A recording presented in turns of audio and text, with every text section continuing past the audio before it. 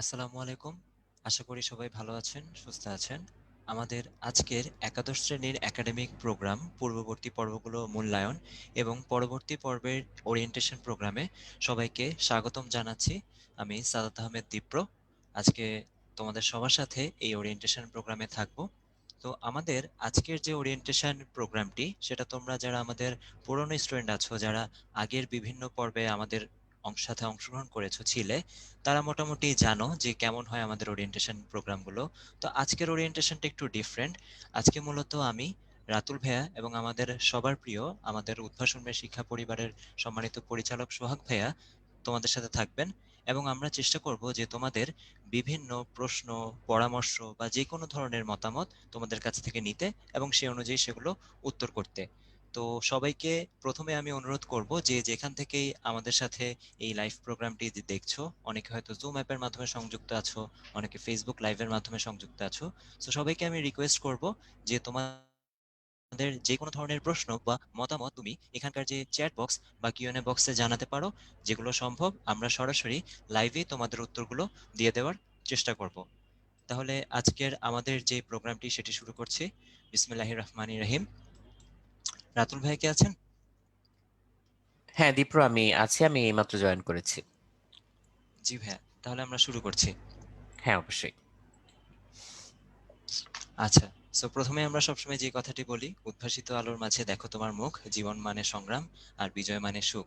আশা করি আমাদের এই যে উদ্ভাসের যেই মোটোগুলো সেগুলোর সাথে তোমরা যারা আমাদের সাথে এই কয়দিন ধরে ক্লাস করছো অনলাইনে প্রোগ্রামে, তারা মোটামুটি পরিচিত হয়ে গিয়েছো। সো আমরা এটা বলে সামনের দিকে এগিয়ে যাই। প্রথমেই তোমাদের আবার একটু জানিয়ে দিতে চাই, যারা একটু পরবর্তীতে জয়েন করেছো, আজকে কিন্তু তোমাদের কাছ থেকে আমরা বিভিন্ন প্রশ্ন জানতে চাচ্ছি এবং আমরা সে অনুযায়ী উত্তর দিব তোমাদের। সেটা পড়াশোনা রিলেটেড হোক বা আমাদের এই পর্ব রিলেটেড হোক, অনলাইন প্রোগ্রাম রিলেটেড হোক, বা তুমি সামনে কিভাবে পড়ালেখা করতে চাও, যে কোনো মোটিভেশন রিলেটেড হোক, সব প্রশ্নের উত্তরই চেষ্টা করব আমি, রাতুল ভাইয়া এবং আমাদের সবার প্রিয় সোহাগ ভাইয়া মিলে উত্তরগুলো দিতে। তাহলে আমরা সামনের দিকে যাচ্ছি এবং শুরুতেই তোমাদের কাছ থেকে কিছু মতামত নিয়ে নিব। সবসময় আমরা যেটা করি যে রিসেন্টলি এই যে 2 দিন আগে একটা এরকম ঘোষণা আসলো যে আবার 16 জানুয়ারি 2021 পর্যন্ত শিক্ষা প্রতিষ্ঠানগুলো বন্ধ থাকবে। তো তোমার ধারণা মতে আমরা একটু জানতে চাচ্ছি যে তুমি কি মনে করো যে এই জানুয়ারি পর্যন্তই বন্ধ থাকবে, নাকি এই বন্ধনটা আরেকটু এক্সটেন্ড হতে পারে? সো আমরা একটা পোল লঞ্চ করলাম। যারা আমাদের সাথে যুক্ত আছো একটু কষ্ট করে আমরা রেসপন্স করি। আচ্ছা। আর ইতিমধ্যে তোমাদের এখানে অনেক কোয়েশ্চেন চলে এসেছে। সো আমরা ধাপে ধাপে পর্যায়ক্রমে চেষ্টা করব তোমাদের সবগুলো প্রশ্নের উত্তর দেওয়ার।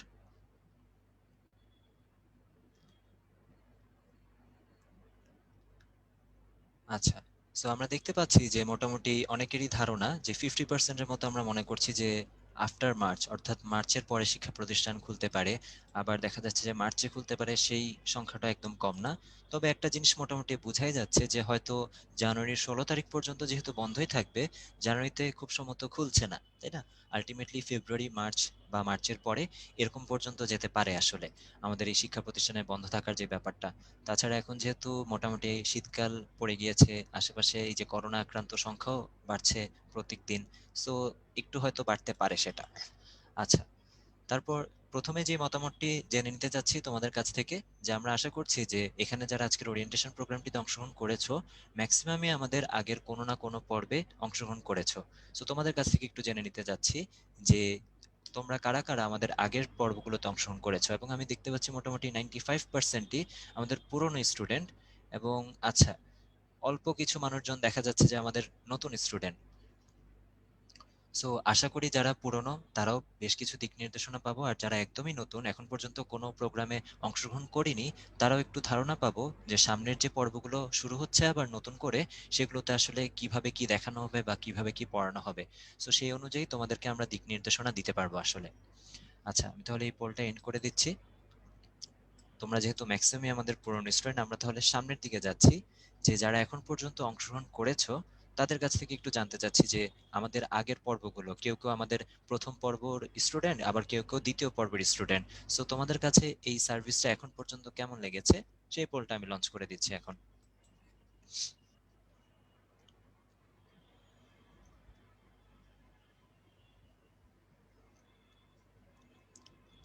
আচ্ছা। তোমাদের রেসপন্স গুলো আসলে খুবই পজিটিভ এবং এটা দেখে আসলে আমাদের ভালো লাগছে, কারণ আমরা সবসময় যেটা চেষ্টা করি যে আমাদের সবগুলো পর্ব বা সবগুলো প্ল্যান প্রোগ্রাম তোমাদের সুবিধা মতো, যাতে ম্যাক্সিমাম বেনিফিটটা তোমরা পাও, তোমাদের যাতে পড়ালেখার সুবিধা হয় সে অনুযায়ী করার ট্রাই করি। এবং আমি যদি এখানে একটু পোল রেজাল্টটা তোমাদের সাথে শেয়ার করে দিই, আমরা দেখতে পাচ্ছি মোটামুটি 87% বলেছো যে সন্তোষজনক ছিল। আর বাকি যাদের মনে হচ্ছে এখন পর্যন্ত সন্তোষজনক নয়, তারা কিন্তু অবশ্যই, যেটা বারবার বলছি ভাইয়া, যে কিউএনএ বক্সে বা চ্যাট বক্সে তোমার মতামত জানাতেই পারো যে ভাইয়া এই কারণে সন্তোষজনক ছিল না, বা এটা করলে আসলে সন্তোষজনক হতে পারতো। এবং সেই সমস্যাটা যদি আমাদের সমাধান করার সাধ্যর মধ্যে থাকে, তাহলে আমরা অবশ্যই সেই অনুযায়ী পরবর্তী যে পর্বগুলো সেগুলোতে পদক্ষেপ নেওয়ার চেষ্টা করব। এবং ইতিমধ্যে কিন্তু আমরা এরকম বিভিন্ন জিনিস অ্যাডও করেছি। যেমন অনলাইন ক্লাসগুলো যখন একদম প্রথমে শুরু হয়েছিল, আমাদের কিন্তু ভিডিও রিপ্লে দেখে নেওয়ার ব্যবস্থা ছিল না। এরপর তোমাদের রিকোয়েস্টের ভিত্তিতেই কিন্তু আমরা ভিডিও রিপ্লের ব্যাপারটাও অ্যাড করেছি, যাতে তোমরা কোনো সময় ক্লাস মিস হয়ে গেলে অনলাইনে, তখন যাতে পরবর্তীতে ভিডিওটা দেখে নিতে পারো, বা ক্লাসে তুমি একটা কোনো টপিক না বুঝলে সেটাও যাতে দেখে নিতে পারো। আচ্ছা, তাহলে আশা করছি তোমরা তোমাদের মতামতগুলো দিবে। আমরা এরপর সামনের দিকে যাচ্ছি। হ্যাঁ, শুরুর দিকে হচ্ছে তোমার যে ভিডিওগুলো দেখা যেত সেগুলো হচ্ছে আবার বেশি দিন পর্যন্ত থাকতো না। দেখা যেত যে পর্ব শেষ হওয়ার মধ্যে হয়তো 1 সপ্তাহ 2 সপ্তাহ পরে আবার হচ্ছে ভিডিওগুলো আনঅ্যাভেলেবল হয়ে যেত। তো এখন আবার এই ভিডিওগুলো অনেক দীর্ঘদিন পর্যন্ত থাকে, যাতে কোনো একটা পর্ব শেষ হয়ে যাওয়ার পরেও স্টুডেন্টরা তাদের নিজেদের সুবিধা মতো ভিডিওগুলো দেখতে পারে এবং প্র্যাকটিস করতে পারে। আর নতুন নতুন অনেক কিছুই যোগ হচ্ছে আস্তে আস্তে। যেমন আগে শুধু ক্লাস নোটটা থাকতো, এখন বিভিন্ন পর্বে আমরা হচ্ছে বিগত বছরের প্রশ্ন, তারপর হচ্ছে পিডিএফ এর যে প্রশ্ন ব্যাংক, সেগুলো হচ্ছে আমরা আস্তে আস্তে ক্লাসের সাথে জুড়ে দেওয়া শুরু করেছি। তো এরকম আরো নতুন নতুন ফিচার আস্তে আস্তে অ্যাড হবে। তবে আমি আরো অনেকগুলো পরামর্শ দেখতে পেলাম। সত্যি কথা বলতে হচ্ছে আহ, যে কোনো ফিচারই আমরা যোগ করি না কেন, ফাইনালি কিন্তু রিসিভিং এন্ড থেকে তোমার উপরে অনেক কিছু ডিপেন্ড করবে। কিভাবে? তুমি যদি হচ্ছে খুব মানে ভালো ধরো একটা সার্ভিস অ্যাভেইল করলে, বা কোনো একটা রুটিন মাফিক ধরো আমরা তোমার জন্য একটা পর্ব লঞ্চ করলাম, তুমি সেটা করলে, কিন্তু তুমি যদি ইউটিলাইজেশনের দিক থেকে কোনো একটা জায়গায় গাফিলতির আহ, একটা ব্যাপার চলে আসে তোমার মধ্যে, তাহলে কিন্তু লাভ নাই। আমি যদি পৃথিবীর সেরা কোর্সও বানাই, আমি দাবি করছি না যে আমাদের কোর্স সবার সেরা, বাট বলছি যে যদি আমি পৃথিবীর সেরা কোর্সও বানাই, তাও কিন্তু লাভ নেই যদি না তুমি সেটা হচ্ছে ঠিকভাবে ইউজ করো। তো আমরা যে কোনো ফিচারের চেয়েও সবচেয়ে বেশি আসলে গুরুত্ব দিব হচ্ছে দুইটা জিনিসকে, সেটা হচ্ছে রেগুলারিটি অ্যান্ড সিনসিয়ারিটি।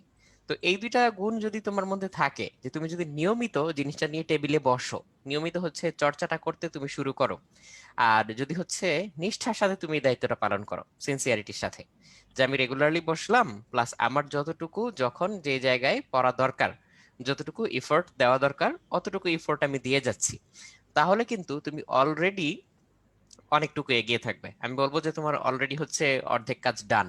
এরপর বাকি অর্ধেক কাজ হচ্ছে শুধু প্র্যাকটিস আর প্র্যাকটিস। সো এই দুইটা জায়গার উপরে হচ্ছে আমি বেশি গুরুত্ব দিব, যে রেগুলারিটি অ্যান্ড সিনসিয়ারিটি। আর যে কোনো একটা বিষয় তুমি যদি হচ্ছে রেগুলার ইফোর্ট দিতে শুরু করো, সেটা যত কঠিন বিষয়ই হোক, সেটা আস্তে আস্তে সহজ হয়ে যেতে শুরু করে, ফ্যামিলিয়ার হয়ে যেতে শুরু করে। এবং ওই যে থাকে না, যে ওই যে আমরা অনেক সময় দেখি যে খেলোয়াড়রা ধরো ফুটবল খেলায় তারা হচ্ছে মারাত্মক কঠিন কঠিন ড্রিবলিং করতে পারে, মারাত্মক ভাবে হচ্ছে বলকে কাটায় কুটায় এদিক সেদিক নিয়ে যায়। তো এই কাজগুলো যখন করে, সবকিছু যে একেবারে খুব সচেতন ভাবে করে তা কিন্তু না, অনেকটা কিন্তু তাদের প্র্যাকটিস করতে করতে মাসেল মেমোরিতে চলে আসে। তো এই মাসেল মেমোরিতে চলে আসার ব্যাপারটা কিন্তু একদিনে ঘটে না, এটা হচ্ছে বহুদিন ধরে প্র্যাকটিস করতে করতে করতে করতে ঘটে। যেমন ধরো আমি যদি বলি যে কোনো একজন ফুটবলার কার্ভড শট মারতে পারে, কার্ভ শট মারার জন্য যে থিওরি, সেই থিওরি হচ্ছে ধরো আমি কিংবা দীপ্র তোমাকে হচ্ছে এখনই পড়িয়ে দিতে পারবো।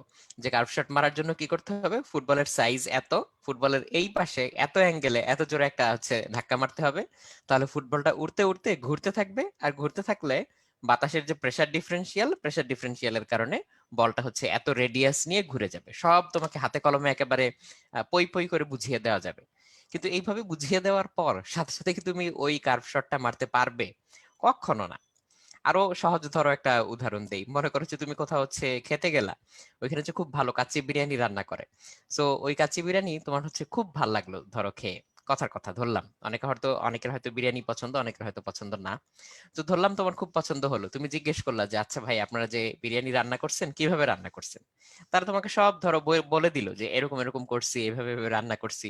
শুনেই কি তুমি এসে বাসায় ঠিক একই রকম করে রান্না করতে পারবে? পসিবল না। সো অনেক সময় ওই নলেজটুকু থাকাটাই ইনাফ না, ওই নলেজের উপরে হচ্ছে প্র্যাকটিস করতে হয়। সো ওই প্র্যাকটিসটা করার জন্য রেগুলার একটা এফোর্ট দিতে হয়। সো এই জন্য হচ্ছে রেগুলারিটিটাকে আমরা এত গুরুত্ব দিব। তা না হলে যে যত বড় খেলোয়াড়ই হোক, দেখো তারা কিন্তু রেগুলার প্র্যাকটিসটা কি কারণে করে? তাদের সেই এজটা ধরে রাখার জন্য। যে যেই ধারটা তারা পায় প্র্যাকটিস করতে করতে, তারা যে স্কিলগুলো তৈরি করে নিজেদের মধ্যে, সেই স্কিলগুলোকে ধরে রাখার জন্য। সো তা যদি না করতো তাহলে সেই স্কিলে মরচে পড়ে যেত। মরচে পড়ে গেলে পরের বার যখন খেলতে নামবে তখন আর ওরকম করে খেলতে পারবে না। পড়াশোনার ব্যাপারটাও তাই, আসলে যে কোনো স্কিলের ব্যাপারটাই তাই। সো এই স্কিলগুলো অ্যাকোয়ার করা যায় প্র্যাকটিসের মাধ্যমে, স্কিলগুলোকে হচ্ছে ডেভেলপ করা যায়, স্কিলের একেবারে হাইটে ওঠা যায়। আবার হচ্ছে প্র্যাকটিস করা বন্ধ করে দিলে আস্তে আস্তে সেই জিনিসগুলো নিজের ভিতর থেকে চলেও যায়। তো আমি এতক্ষণ ধরে যেটা বোঝানোর চেষ্টা করছিলাম সেটা হচ্ছে যে আমরা যেভাবেই যে কোনো ফিচার দেই না কেন, আনলেস অ্যান্ড আনটিল তুমি সেটা ইউটিলাইজ করার জন্য রেগুলারলি অ্যান্ড সিনসিয়ারলি প্র্যাকটিস না করছো, ততক্ষণ পর্যন্ত হচ্ছে সেটার পরিপূর্ণ সুফল যেটা বা 100% যে ফলাফলটা, সেটা কিন্তু তুমি পাবে না, বা এক্সপেক্টেড রেজাল্ট যেটা সেটা কিন্তু তুমি পাবে না। সো এটা মানে জিনিসটার মধ্যে আসলে কোনো ম্যাজিক নাই। আমি যত ভালো কোর্সই তৈরি করি না কেন, সেটা ম্যাজিক্যাল কোনো কিছুই হবে না যতক্ষণ না পর্যন্ত তুমি সেটাকে ইউটিলাইজ করার মতো পার্সোনাল ডিসিপ্লিন অর্জন করতে পারবে। তো এটা হচ্ছে আমি বলতে চেয়েছিলাম। তো ব্যাক টু ইউ, দীপ্র। আর আমরা সবসময় যেটা বলি যে মূলত ভাইয়া যেটা বললেন সেই রেফারেন্স ধরে যদি বলি, আমরা হচ্ছে তোমাকে কোনো একটা কাজ কিভাবে করতে হয় সেটা হয়তো শিখিয়ে দিতে পারবো, যেমন পথ দেখিয়ে দিতে পারবো, কিন্তু ওই পথে বা ধরো হাঁটাটাও না হলে শিখিয়ে দিলাম এবং কিছু দূর পর্যন্ত এগিয়ে দিলাম, কিন্তু আলটিমেটলি সেই পথটা চলা এবং তোমার যে ডেস্টিনেশন সেই ডেস্টিনেশনে পৌঁছানো, এটা কিন্তু তোমার হাতেই। সো তুমি যদি এরপর তোমাকে শিখিয়ে দেওয়ার পর সেটা যদি ইউটিলাইজ না করো বা সামনের দিকে যদি সেভাবে এগিয়ে যেতে না চাও, তখন কিন্তু আসলে পুরো ব্যাপারটাই বা পুরো প্রসেসটাই কিন্তু ব্যর্থ হবে। তো আমাদের এন্ড থেকে সবসময় চেষ্টা থাকে যে তোমাদের জন্য সবচেয়ে ভালো যেটা হয় সেভাবেই তোমাকে ডিরেক্ট করা, কিন্তু এই যে দিক নির্দেশনা পাওয়ার পর সেটা কিন্তু কাজে লাগানো অবশ্যই তোমাদের হাতে। আর ইতিমধ্যে আমি তোমাদের বিভিন্ন পরামর্শ দেখতে পাচ্ছি, যেমন তোমরা বলছো যে তোমাদের জন্য কোনো স্টাডি ম্যাটেরিয়াল, যেমন আমরা বিভিন্ন সময় যে এসএসসি মডেল টেস্ট বা এইচএসসি মডেল টেস্টের সময় দিয়ে থাকি, ওরকম কিছু দিলে হয়তো ভালো হয়। সো এই ব্যাপারগুলো আমরা আপাতত নোট করে রাখছি। ইনশাল্লাহ সামনের দিকের যে পর্বগুলো আমরা অবশ্যই চেষ্টা করব। আর স্টাডি ম্যাটেরিয়াল রিলেটেড জিনিসগুলো যেহেতু একটু সময় সাপেক্ষ ব্যাপার, হঠাৎ করেই হয়ে যায় না, তো এটা একটু সময় নিয়ে আমরা ভালো মতো ডেভেলপ করে আশা করি তোমাদেরকে ভালো কিছু একটা দিতে পারবো। আচ্ছা, এই মুহূর্তে তোমরা স্ক্রিনে একটি পোল দেখতে পাচ্ছ, একটু সবাই রেসপন্স করে জানিয়ে দাও যে অনলাইনে তোমার কলেজের সিলেবাসের অগ্রগতিটা আসলে কেমন।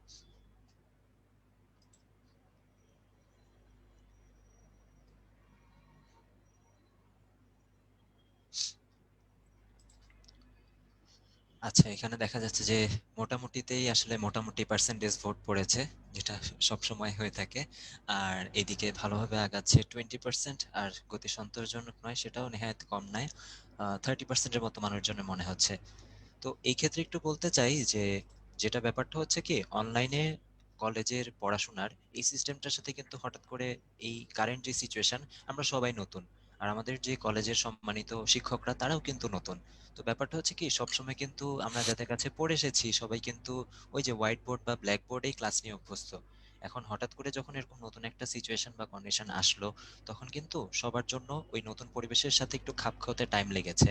এখন মোটামুটি তোমরাও ইউজ টু হয়ে গিয়েছো বা আমাদের শিক্ষকরা ইউজ টু হয়ে গিয়েছেন। সো হয়তো কলেজের সিলেবাসগুলো ওভাবেই কভার করার ট্রাই করা হচ্ছে। বাট যেটা হচ্ছে যে আলটিমেটলি যখন সবকিছু ঠিক হয়ে যাবে, তখন কিন্তু আবার সবকিছুর স্পিডটা অনেক দ্রুতই যাবে, এটা মোটামুটি বলা যায়। তার কারণ এখন যতটুকু অনলাইনে কম্প্রোমাইজ করতে হচ্ছে, অফলাইনে যখন একবার ব্যাপারগুলো শুরু হবে তখন কিন্তু এই সেম স্পিডটা থাকবে না। এই জন্য কলেজের গতি যেমনই থাকুক না কেন, সবার প্রতি অবশ্যই অ্যাডভাইস হিসেবে এটা থাকবে যে তুমি তোমার দিক থেকে যাতে কোনো ল্যাকিংস না থাকে, যতটুকু সম্ভব কলেজের সিলেবাসের সাথে হোক বা ক্ষেত্র বিশেষে এর চেয়েও বেশি যাতে তুমি এগিয়ে থাকতে পারো। তার কারণ আলটিমেটলি তোমরা যখন এইচএসসি পরীক্ষা দিবে 2022 সালে, সেটা কিন্তু সময় মতোই হবে। সো এই জন্য মাথায় রাখতে হবে যে আমার সিলেবাস বা সময় কিন্তু আমার জন্য বসে থাকবে না। আর যেটা হচ্ছে যে অবশ্যই আমরা কলেজের ক্লাসগুলো থেকে যতটুকু সম্ভব বেস্টটাই নেওয়ার ট্রাই করব।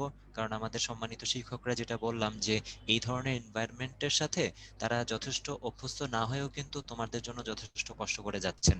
সো তাদের প্রতি রেসপেক্ট রেখে বলছি যে আমাদের কিন্তু ওই জায়গাটাও মাথায় রাখতে হবে যে আমাদের শিক্ষকরা যেহেতু আমাদের জন্য নিজেদের জায়গা থেকে সর্বোচ্চ এফোর্ট দিচ্ছেন, আমরাও যাতে অ্যাটলিস্ট ততটুকু নিজের ভালোর জন্য ওই মিনিমাম যতটুকু পড়াশোনাটা করা দরকার বা তাদের ক্লাসগুলো ফলো করা দরকার সেটা যেন আমরা করি। আচ্ছা, আমি এই মুহূর্তে তাওসিফা তামান্নার একটা প্রশ্ন দেখতে পাচ্ছি কিউএনএ বক্সে।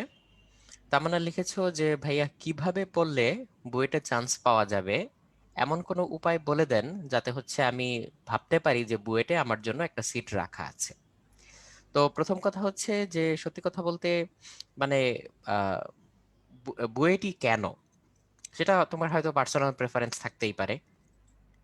তো সেটা হচ্ছে যে মানে টার্গেটটাই কি শুধু বুয়েটে পড়া, নাকি হচ্ছে বুয়েটে পড়ে বা যে কোনো জায়গায় পড়ে একজন ভালো ইঞ্জিনিয়ার হওয়া? দুটোর মধ্যে কিন্তু একটু পার্থক্য আছে। হ্যাঁ, তুমি বলতে পারো যে এখনো পর্যন্ত হচ্ছে বা বর্তমানে আমরা যা দেখতে পাচ্ছি তাতে বুয়েটকে আমরা বলতে পারি যে একটু এগিয়ে, বা কিংবা আমাদের প্রেফারেন্সের জায়গায় বুয়েটটা আগে থাকে। তো সবকিছুর পরেও এখানেও হচ্ছে আমার সেই একই কথা প্রযোজ্য যে জিনিসটা কিন্তু নির্ভর করবে তোমার উপরে, যে তুমি হচ্ছে যে জিনিসগুলো শিখবে বা যে জিনিসগুলো জানবে সেটাকে তুমি কিভাবে কাজে লাগাবে। এক একজন এক একভাবে জিনিসটাকে কাজে লাগায়। কেউ হয়তো বুয়েটে পড়ার পরে ইঞ্জিনিয়ারিং ক্যারিয়ারটাই ধরে রাখে, কেউ আবার হয়তো ইঞ্জিনিয়ারিং থেকে অন্য কিছুতে শিফট হয়। সো এটা তাদের যার যার সিচুয়েশন অনুযায়ী সবাই এটা করে থাকে। তো সত্যি কথা বলতে আমি বলবো এটা জাস্ট বুয়েটের জন্য বলছি না, বা বুয়েটকে টার্গেট করে বলছি না। সেটা হচ্ছে যে কোনো কিছুই যদি তোমার অ্যাচিভ করার ইচ্ছা থাকে, তার জন্য প্রথমে দরকার হচ্ছে একটা বার্নিং ডিজায়ার।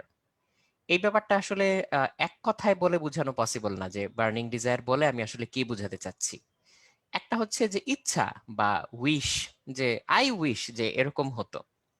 আর আরেকটা হচ্ছে আসলেই বার্নিং ডিজায়ার, দৃঢ় প্রতিজ্ঞা, একেবারে যেটা যেটা মনের মধ্যে সবসময় জলজল করে। সেটা এমনই একটা প্রতিজ্ঞা যে যার জন্য তুমি হচ্ছে স্যাক্রিফাইস করতে প্রস্তুত, যে কোনো ত্যাগ করতে প্রস্তুত। তুমি যদি কোনো কিছু এইভাবে অর্জন করতে চাও, তাহলে তখন যে কোনো চয়েস যখন তোমার সামনে আসবে, তখন তোমার ওই ইচ্ছাটাই বলে দিবে যে ওই চয়েসটা কি তোমার মেক করা উচিত হবে কি হবে না। সাপোজ আমি যদি এটাকে খুব ন্যারো ডাউন করে নিয়ে আসি, ধরা যাক তোমার ইচ্ছা হচ্ছে তুমি কোন একটা ইঞ্জিনিয়ারিং ভার্সিটিতে ভর্তি হবে তোমার চয়েস অনুযায়ী, সেটা বুয়েট হোক, কুয়েট হোক, রুয়েট বা যেটাই হোক, তোমার ইচ্ছা অনুযায়ী। সো তোমার যদি মনে হয় যে হ্যাঁ আমি এমন ভাবে পড়তে চাই যাতে আমার কাছে মনে হয় যে ওইখানে আমার জন্য একটা সিট রাখা আছে, সো তখন তোমাকে চিন্তা করতে হবে যে কোনো কাজ করার আগে যে এই কাজটা করলে কি আমার এই উদ্দেশ্য ফুলফিল করতে হেল্প হবে, নাকি কোনোভাবে বাধার সৃষ্টি হবে।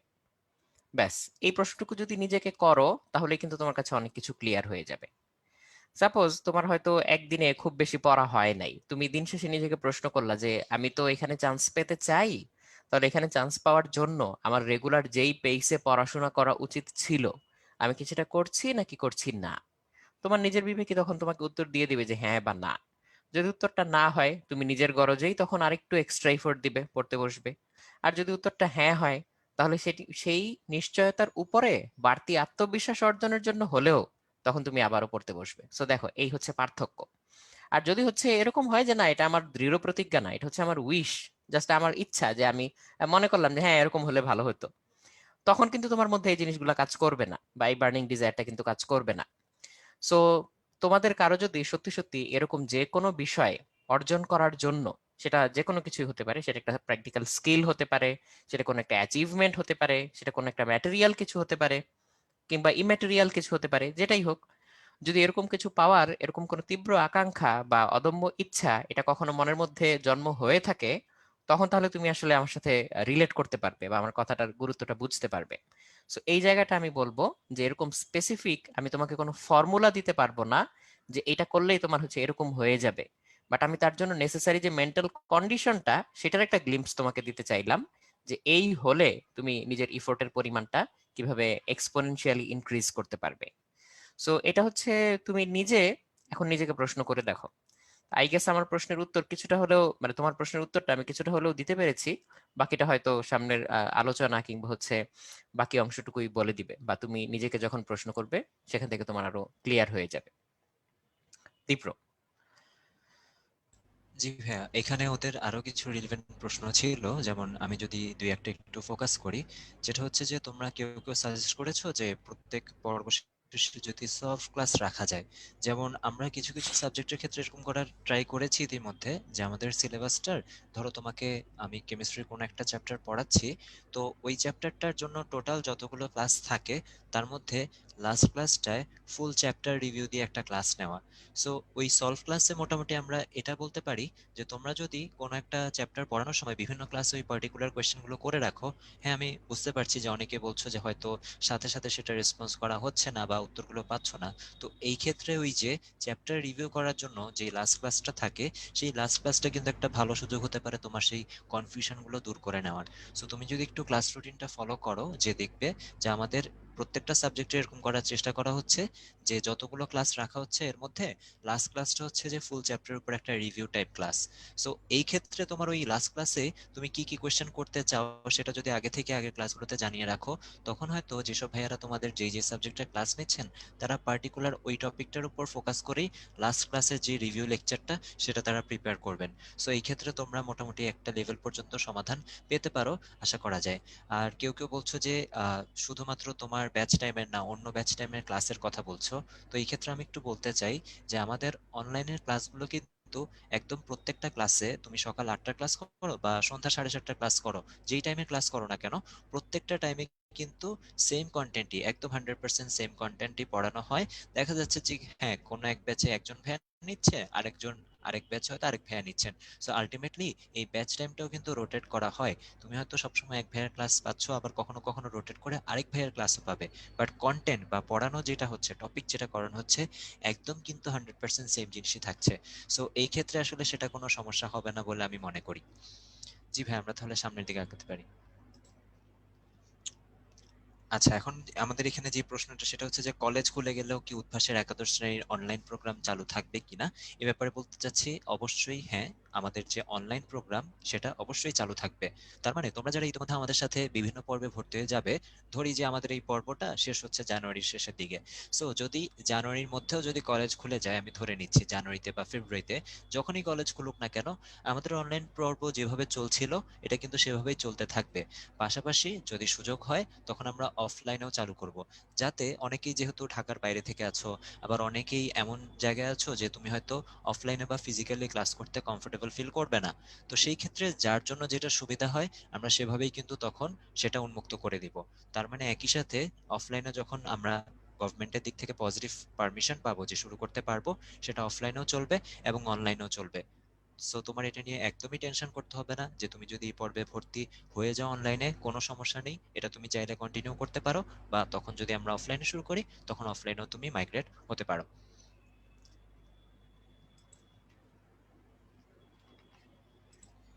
আচ্ছা, এখন আমরা একটু তোমাদের সাথে আমাদের যে দ্বিতীয় আর তৃতীয় পর্বের বিস্তারিত রুটিন সেটা একটু শেয়ার করে দিচ্ছি। যারা একেবারেই নতুন তারা আশা করি একটু ধারণা পেয়ে যাবে যে আমাদের ক্লাসগুলো কেমন হয়। আর যারা কিনা অলরেডি আমাদের সাথে প্রথম পর্ব এবং দ্বিতীয় পর্ব করছো, তাদেরও আশা করি নতুন রুটিনটা কেমন হচ্ছে সে ব্যাপারে একটু ধারণা পাবো। সো আমি চলে আসলাম হচ্ছে আমাদের উদ্ভাস.com ওয়েবসাইটে। তোমরা আশা করি সবাই এই ওয়েবসাইটটার সাথে এতদিনে পরিচিত হয়ে গিয়েছো। আমরা এখানে প্রোগ্রাম সমূহ রুটিনে ক্লিক করলে এই যে তোমাদের যে একাদশ শ্রেণীর প্রোগ্রাম, সেখানে এখানে বেশ কিছু প্রোগ্রাম আছে। আমি চলে আসছি তোমাদের এই যে ক্লাস 11 একাডেমিক প্রোগ্রাম। সো চলে আসলাম এখানে, এবং দেখো এখানে কিন্তু দ্বিতীয় পর্ব এবং তৃতীয় পর্ব, দুইটা পর্ব একসাথে শুরু হচ্ছে। অর্থাৎ এই ক্ষেত্রে যার সিলেবাস যতটুকু শেষ হয়েছে সে কিন্তু সেখান থেকেই শুরু করব। তার মানে তোমার যদি প্রথম পর্ব শেষ হয়ে থাকে তুমি এবার দ্বিতীয় পর্বে ভর্তি হবে, আর তোমার যদি দ্বিতীয় পর্ব শেষ হয়ে থাকে তাহলে তুমি তৃতীয় পর্বে ভর্তি হবে। এটা আসলে তোমাদের দিক থেকে, আসলে স্টুডেন্টের এন্ড থেকে ডিমান্ডের ভিত্তিতে আমরা একাদশ শ্রেণীরই কয়েকটি পর্ব চালু করেছি, কারণ কেউ হয়তো একটু শুরুর দিকে আমাদের সাথে জয়েন করেছে, কেউ হয়তো মাঝে বা একটু পরের দিকে। এই জন্য যার যতটুকু সিলেবাস শেষ হওয়া দরকার বা যেখান থেকে পড়াটা শুরু হওয়া দরকার, আমরা সেই অনুযায়ী আসলে আলাদা আলাদা পর্ব করেছি। তাহলে আমি একটু দ্বিতীয় পর্বের রুটিনটা যদি তোমাদের সাথে শেয়ার করি, যেখানে আমরা দেখতে পাচ্ছি দ্বিতীয় পর্ব, এবং এটা কিন্তু শুরু হবে 27 তারিখ থেকে। সো একটু খেয়াল করো, এই যে দ্বিতীয় পর্ব 27 ডিসেম্বর 2020 থেকে শুরু হচ্ছে এবং 9 ফেব্রুয়ারি, অর্থাৎ ফেব্রুয়ারি মাসের শুরু পর্যন্ত চলছে। সো এই ব্যাপারটাই বলছিলাম, যদি কোনো কারণে ফেব্রুয়ারিতে কলেজ খুলেও যায় তখনও কিন্তু অনলাইনে এটা, অনলাইনে যেমন চলার তখনই সে সেরকম ভাবেই চলবে। আর তুমি যদি কোনো কারণে তখন ব্যাচ টাইম চেঞ্জ করে নিতে চাও, সেই সুবিধা তো থাকছেই। আচ্ছা, সো এই যে আমাদের এখানে রুটিনে দেখতে পাচ্ছি যে 27 তারিখ আমাদের এই যে ফিজিক্স ক্লাস দিয়ে শুরু হচ্ছে এবং পরবর্তী দিন কিন্তু ডেইলি এক্সাম থাকে। সো যারা অলরেডি আমাদের ক্লাসগুলো করেছো তারা কিন্তু এই সিস্টেম বা এই প্যাটার্নটার সাথে এতদিন আশা করি ইউজ টু হয়ে গিয়েছো, যে একদিন ক্লাস একদিন পরীক্ষা। এভাবে করে কি হচ্ছে, আলটিমেটলি তুমি প্রত্যেকটা টপিক পড়ানোর পর নিজেকে যাচাই করে নেওয়ারও কিন্তু তোমার কাছে একটা সুযোগ থাকছে। সো এখানে আমরা দেখতে পাচ্ছি হচ্ছে রুটিনটা, এবং এখানে প্রত্যেকটা ক্লাসে কি কি পড়ানো হবে সবগুলো কিন্তু সিলেবাস সুন্দর মতো ভাগ করে এক্সপ্লেন করা আছে, যে C1 বলতে আমরা কি বোঝাচ্ছি, C8 বলতে কি বোঝাচ্ছি, মানে প্রত্যেকটা সাবজেক্টের সিলেবাস ওয়াইজ ভাগ করা আছে। সো এতে করে কি হচ্ছে, তুমি ক্লাসের আগের দিন নিজেও একটা ধারণা নিয়ে নিতে পারছো যে পরের দিন ক্লাসে কি পড়ানো হবে। আর ধরো আরেকটা ব্যাপার যেটা হচ্ছে, ধরো সেম টপিকটা তুমি হয়তো কলেজেও পড়েছো, এবং সেখানে যদি তুমি কোনো কনফিউশন থাকে, আশা করা যাচ্ছে যে এই ক্লাসগুলোর মাধ্যমে কনফিউশনটা তোমার ক্লিয়ার হয়ে যাবে। আবার যদি এখানে ক্লাসটাই আগে করলে দেন কলেজের ক্লাসের যে সেই কনফিউশনটা ক্লিয়ার হয়ে যাবে। সো এভাবে প্যারালেলি দুই রকম অ্যাপ্রোচে যদি কোনো একটা সেম টপিক পড়া হয়, তখন কিন্তু আসলে সেই টপিক থেকে খুব কমই কনফিউশন থাকে। কলেজের স্যাররা একদিকে পড়াচ্ছেন, সেই ক্লাসটাও তুমি মনোযোগ দিয়ে করবে, এবং আমাদের এখানকার প্রোগ্রামের যে ক্লাসগুলো সেটাও মনোযোগ দিয়ে করবে। সো প্যারালেলি যদি সেম টপিক নিয়ে তুমি গুরুত্ব দিয়ে আগাও, এটাই আশা করা যায় যে তোমার কিন্তু দুর্বলতা বা না বোঝার যে পোর্শনগুলো সেগুলো কিন্তু আস্তে আস্তে কমে যাবে। সো এটা ছিল আমাদের বিস্তারিত রুটিন। আর তোমাদের যেই কোনো ধরনের কোয়েশ্চেন বা কোয়েরি যদি থাকে, কনফিউশন যদি থাকে, এটা কিন্তু আমাদের ঢাকার এবং ঢাকার বাইরের সবগুলো ব্রাঞ্চের নাম্বার এখানে দেওয়া আছে। সো যার আশেপাশে যেই ব্রাঞ্চ, তুমি যদি ব্রাঞ্চে যেও যোগাযোগ করে কিছু কনফিউশন ক্লিয়ার হয়ে নিতে চাও, সেই সুযোগ কিন্তু থাকছে। আর এখন কিন্তু আমাদের অফলাইন ব্রাঞ্চগুলো যেহেতু ভর্তি হওয়ার জন্য খোলা আছে, সো তুমি যদি কোনো কারণে অনলাইনে পেমেন্ট না করতে পারো, সেই ক্ষেত্রে অফলাইনে যেও কিন্তু ভর্তি হয়ে আসতে পারবে। ক্লাস কিন্তু অনলাইনেই হবে, জাস্ট ভর্তির সুবিধার জন্য অনেকে বলে যে ভর্তি অফলাইনে হতে হলে অফলাইনে হলে সুবিধা হয়। তো এই জন্য ব্রাঞ্চগুলোতে এই সুবিধাটা তোমাদের জন্য রাখা হচ্ছে। সো তোমার আশেপাশের যে কোনো ব্রাঞ্চে এখানে ফোন নাম্বারগুলো দেওয়া আছে, ফোন নাম্বারে ফোন করেই তুমি কিন্তু চলে যেয়ে ভর্তি হতে পারবে। সো এটা দ্বিতীয় পর্বের রুটিন। আর তৃতীয় পর্বের রুটিনটা হালকা একটু শেয়ার করে দিচ্ছি, যে এই পার্থক্যটা বোঝার জন্য, যে পর্ব আলাদা মানে আসলে এখানে কি হচ্ছে, যারা একেবারেই নতুন তাদের জন্য ক্লাস একই সাথে শুরু হচ্ছে, সবকিছু একই, বাট এখানে ফিজিক্স কেমিস্ট্রি ম্যাথ বায়োলজি প্রত্যেকটার টপিকগুলো আলাদা। যেমন আমি যদি একটু কেমিস্ট্রিটা বলি, আগেরটায় আমাদের যে টপিক পড়ানো হচ্ছে এখানে কিন্তু টপিক আরেকটা পড়ানো হচ্ছে। তার মানে এটা এই ক্ষেত্রে এভাবে বলা যায় যে কোন পর্বে আসলে তুমি ভর্তি হবে সেটা অনেকটা ডিপেন্ড করে যে তোমার আসলে কোন সিলেবাসটা কলেজের পরীক্ষার সাথে যাচ্ছে, বা তোমার জন্য এই মুহূর্তে কোন সিলেবাসটা কভার করা আগে দরকার। কারণ ফিজিক্স কেমিস্ট্রি ম্যাথ বায়োলজি প্রত্যেকটা সাবজেক্টেরই তো আলাদা আলাদা টপিক তোমার দুর্বলতা থাকতে পারে, বা কলেজের সিলেবাস অনুযায়ী পরীক্ষা থাকতে পারে। সো আমি এখানে বেশ কিছু কোয়েশ্চেন বা কিউএনএ বক্স আমি দেখছিলাম এরকম, যে তোমরা হয়তো কলেজের সিলেবাসের সাথে মেলানোটা নিয়ে একটু প্রবলেম হচ্ছে। তাহলে দেখো, এখানে কিন্তু আলাদা পর্ব হওয়াতে তোমার জন্য সুবিধা হচ্ছে, যে তুমি যদি আগে প্রথম পর্ব করে থাকো, এখন কিন্তু তুমি চাইলে দ্বিতীয়টাতে ভর্তি না হয় তৃতীয়টাতেও ভর্তি হতে পারো, কারণ হয়তো এটা তোমার জন্য এখন পড়াটা দরকার, বা তোমার কলেজের সিলেবাসের সাথে সেটা যাচ্ছে। সো এটা একদমই তোমাদের উপর, যে তোমার কলেজের সিলেবাসের সাথে যেটা যায়, বা সামনে যেহেতু তোমাদের অনেকেরই পরীক্ষা হবে কলেজের, সো ওই পরীক্ষার সিলেবাসের সাথে যেটা যায় সেই পর্বে ভর্তি হয়ে যাওয়া। তাহলে আমরা রুটিনটা দেখে নিলাম, আশা করি বুঝতে পেরেছো যে আলাদা পর্বের মধ্যে মেইন বা বেসিক পার্থক্যটা কোথায়। ক্লাসের প্যাটার্ন বা সবকিছু আগের মতোই থাকছে, যেভাবে তোমরা ক্লাসগুলো করেছো, জাস্ট সিলেবাসটা আলাদা, রুটিনটা আলাদা। এইটাই হচ্ছে আমাদের কথা। তাহলে ভাই আমরা আবার স্লাইড শেয়ারের দিকে চলে যেতে পারি।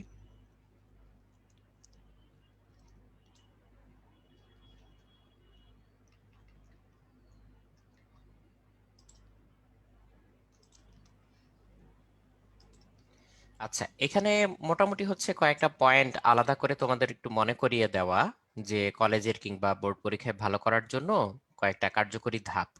তো সত্যি কথা বলতে এই ধাপগুলো তোমরাও আসলে বলতে পারবা, বা তোমাদের কেউ কাউকে যদি আমি বলি যে তোমরা একটু বলো তো কি কি করলে পরীক্ষায় ভালো করা যাবে, এটাও তোমরা বলতে পারবে। এবং তোমরা অনেক সময় বলেও থাকো তোমাদের নিজেদের, ধরো ছোট ভাই বোন যারা আছে কিংবা জুনিয়র কাজিন যারা আছে তাদেরকে তুমি এই জিনিসগুলো নর্মালি বলেও থাকো। তো আমরা কথা বলতে বলতে অলরেডি সোহাগ ভাই এসে জয়েন করেছেন। ভাই আসসালামু আলাইকুম। ওয়ালাইকুম আসসালাম রহমতুল্লাহ। আসসালামু আলাইকুম, কি অবস্থা? এই আতর, তো ভাই আলহামদুলিল্লাহ। কি অবস্থা আসসালামু তোমাদের? আলাইকুম ভাইয়া, আশা করি ভালো আছেন ভাইয়া। হ্যাঁ, আছি আহ, আমাদের স্টুডেন্টরা এবং দর্শকরা সবাই আপনার জন্য অপেক্ষা করছিল এতক্ষণ। আমরা যেহেতু শুরুতে ইন্ট্রোডাকশনে বলে নিয়েছি যে আজকে সোহাগ ভাইয়া থাকবে, এবং এটা কিন্তু ওদের ডিমান্ডের ভিত্তিতেই। আমরা তো বিভিন্ন সময় প্রত্যেকটা পর্বের আগে আলাদা আলাদা ওরিয়েন্টেশন করে থাকি। সো হ্যাঁ, সব সময় ওরা বলে থাকে যে সোহাগ ভাইয়া আসবেন নাকি আজকে। তো আজকে এই জন্য আজকের ওরিয়েন্টেশনটা একটু আলাদা করার জন্য, সবসময়ের মতো না করে ওদের সাথে একটু ইন্টারঅ্যাক্টিভ করার জন্য ভাই আমরা প্রশ্নের উত্তর দিচ্ছি। তো এখন যেহেতু সোহাগ ভাই আমাদের মাঝে চলে এসেছেন, আশা করি তোমাদের ভাইয়ার কাছে যেসব রিলেভেন্ট প্রশ্নগুলো থাকবে তোমরা অবশ্যই করতে পারো আমাদের এই কিউএনএ আর চ্যাট বক্সে। ভাইয়া যথাসম্ভব চেষ্টা করবেন প্রশ্নগুলোর উত্তর দিয়ে দেওয়ার। তো ভাইয়ার কাছে তোমরা প্রশ্নগুলো করতে থাকো আমাদের চ্যাট বক্স কিংবা কিউএনএ তে। যদি কোশ্চেনগুলো একটু আলাদা করে করো, যে ভাইয়ার প্রতি প্রশ্ন, এই ট্যাগটা যদি ইউজ করে নাও বা শুরুতে যদি এই কথাটা লিখে নাও, তাহলে হচ্ছে ভাইয়ার জন্য আলাদা করতেও সুবিধা হবে। আর আমাদের প্যানেলিস্ট ভাইয়ারা যারা আছেন, ভাইয়ারা চাইলে হচ্ছে প্রশ্নগুলো একটু আলাদা করে রাখতে পারবেন যে পরবর্তীতে উত্তর দেওয়ার জন্য। তো তোমরা প্রশ্ন করতে করতে ইন দ্য মিন টাইম আমি পূর্ববর্তী একটা প্রশ্নের উত্তর দিয়ে নেই। এই প্রশ্নটা কয়েকবার করেছো কয়েকজন, আমি দেখতে পাচ্ছি যে অনেকে অনেকগুলো জিনিস নিয়ে প্রশ্ন করেছো। আমি একটু সেটা গুছিয়ে বলছি। যেমন কেউ জিজ্ঞেস করেছো যে ভাইয়া মেডিকেলে চান্স পেতে চাই, কেউ বলেছো যে ভাইয়া ইঞ্জিনিয়ারিং ভার্সিটিতে চান্স পেতে চাই, কেউ বলেছো যে আমি ডিইউতে পড়তে চাই, এরকম। তো প্রত্যেকটা জায়গায় পড়ার জন্য তোমরা জিজ্ঞেস করেছো যে কি পড়তে হবে, মূল বই বা পাঠ্য বইয়ের পাশাপাশি অন্য কোনো সহায়িকা কিংবা এই জিনিসগুলোর দরকার আছে কিনা। তো অ্যান্সারটা হচ্ছে যে তোমার প্রত্যেকের জন্য মূল বইটা তো একটাই, কিন্তু তোমার টার্গেটের উপরে ভিত্তি করে লাস্টে এসে তোমার এক্সামের আগে যে প্রিপারেশনটা তুমি নিবা অ্যাডমিশনের ঠিক আগে আগে, সেই প্রিপারেশনের মধ্যে কিছুটা ভিন্নতা থাকে। যেমন মেডিকেলের যে কোশ্চেন প্যাটার্ন, সেই স্পেসিফিক প্যাটার্ন অনুযায়ী শেষের দিকে এসে তোমাকে কিছু স্পেশালাইজড প্রিপারেশন নিতে হয়। ইঞ্জিনিয়ারিং এর জন্য সেটা একটু ডিফারেন্ট, আবার ধরো ডিইউ ক ইউনিটের জন্য সেটা আবার একটু ডিফারেন্ট। কাজেই মূল বই সবাইকে পড়তেই হবে, এতে কোনো সন্দেহ নেই। কিন্তু এর পাশাপাশি স্পেশালাইজ যে প্রিপারেশনটুকু, সেইটুকু নেওয়ার জন্য অবশ্যই তোমার হচ্ছে অন্য সহায়িকা ব্যবহার করা উচিত।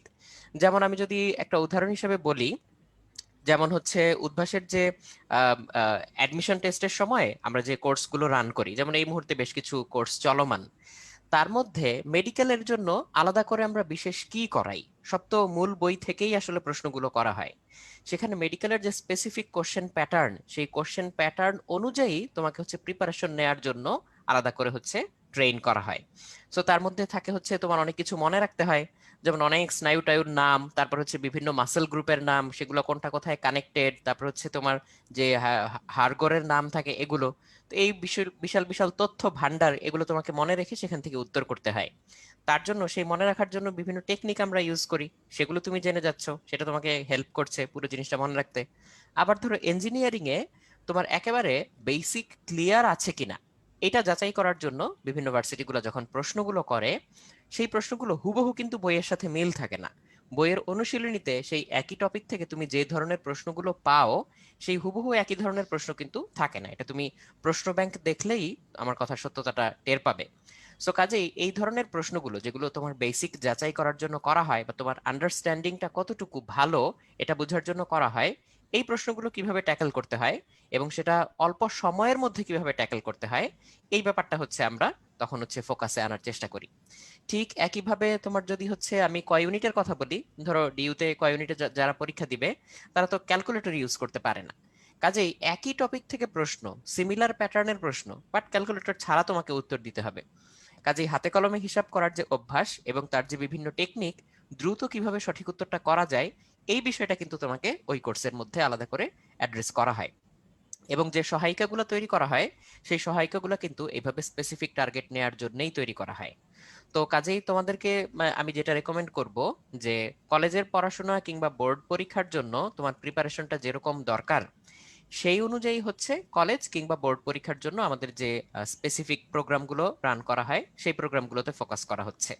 ঠিক তেমনি আবার যখন তোমরা ভর্তি পরীক্ষা দিবে, তখন সেই অনুযায়ী তুমি যেখানে যেই প্রোগ্রামের আন্ডারে হচ্ছে ভর্তি পরীক্ষার জন্য কোচিংটা করবে কিংবা হচ্ছে সেই প্রোগ্রামটা তুমি অ্যাভেইল করবে, সেই প্রোগ্রামে সেই স্পেসিফিক টার্গেট অনুযায়ী হচ্ছে তোমাকে ট্রেন আপ করা হবে। সো এইভাবে তুমি যদি হচ্ছে জিনিসগুলো আলাদা আলাদা করে বুঝে নিয়ে তোমার ইফিসিয়েন্সিটা বাড়াতে পারো সেই বিশেষ ক্ষেত্রের জন্য, সেটা তোমার জন্য বেনিফিশিয়াল হবে। কারণ দিন শেষে এটা যেহেতু শেষ পর্যন্ত একটা প্রতিযোগিতা, বোর্ড পরীক্ষার চেয়ে ভিন্ন একটা প্রতিযোগিতা। বোর্ড পরীক্ষায় তো এ প্লাস মানে পেলে তোমাকে কেউ মানা করবে না যে আমরা এত হাজার এ প্লাস দিয়ে ফেলছি, আর দিতে পারবো না, এই বছর কোটা শেষ হয়ে গেছে। কিন্তু ভর্তি পরীক্ষা কিন্তু এক্স্যাক্টলি তাই, যে সিট শেষ, তোমাকে হচ্ছে এখন আর নেওয়া যাবে না, বাকিদেরকে সবাইকে বাদ দিতে হবে, এরকম।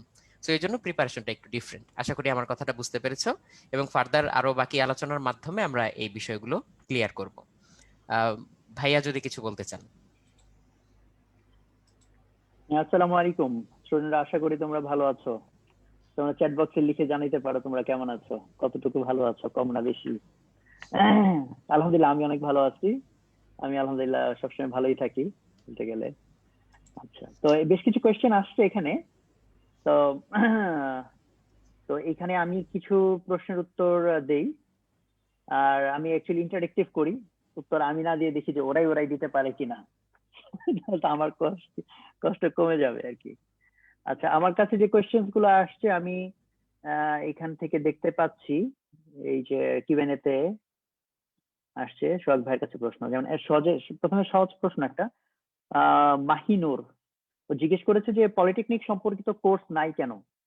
আচ্ছা, তো তোমরা অলরেডি জানো যে আমাদের তো অনলাইনে আসার বয়স বেশি দিন না। এই করোনা কালে আমরা অনলাইনে আসলাম কত, জুন মাসে মেবি, না জুন না জুলাই মাসে বোধহয়। তো খুব অল্প সময়ের ভিতরে অনেক কাজ করতে হয়েছে এবং এখনো অনেকগুলো কাজ চলতেছে, অনেকগুলো ফিচার নিয়ে এখনো আমরা চেষ্টা করে যাচ্ছি। বাট এবং ইন দ্য মিন টাইম তোমরা দেখেছো সেই জুলাই থেকে শুরু করে আজকের দিন পর্যন্ত কিন্তু ক্রমাগত একের পর এক কোর্স যোগ হয়েছে। এবং যে ধরনের কোর্স ফিজিক্যাল উদ্ভাসে আমরা অনেক সময় বিভিন্ন রকম সমস্যার কারণে জায়গা মেনটেন করা, রুটিন মেনটেন করার কারণে নিতে পারতাম না, অনেক ক্ষেত্রে বাংলা ইংলিশ এগুলোর অনেক ক্ষেত্রে আমাদের নেওয়ার সীমাবদ্ধতা ছিল। তো আমরা ইনশাল্লাহ সেগুলো যেহেতু চালু করেছি, তো টুডে টুমোরো ইনশাল্লাহ স্টুডেন্টদের যে ধরনের প্রবলেম গুলা আছে সেটা সলভ করার মতো যদি আমাদের অপশন থাকে, আমরা সব দিকে ইনশাল্লাহ এক্সপ্যান্ড আস্তে আস্তে করবো। তো আজকে পলিটেকনিক নাই মানে ভবিষ্যতে থাকবে না এটা বলা যাচ্ছে না।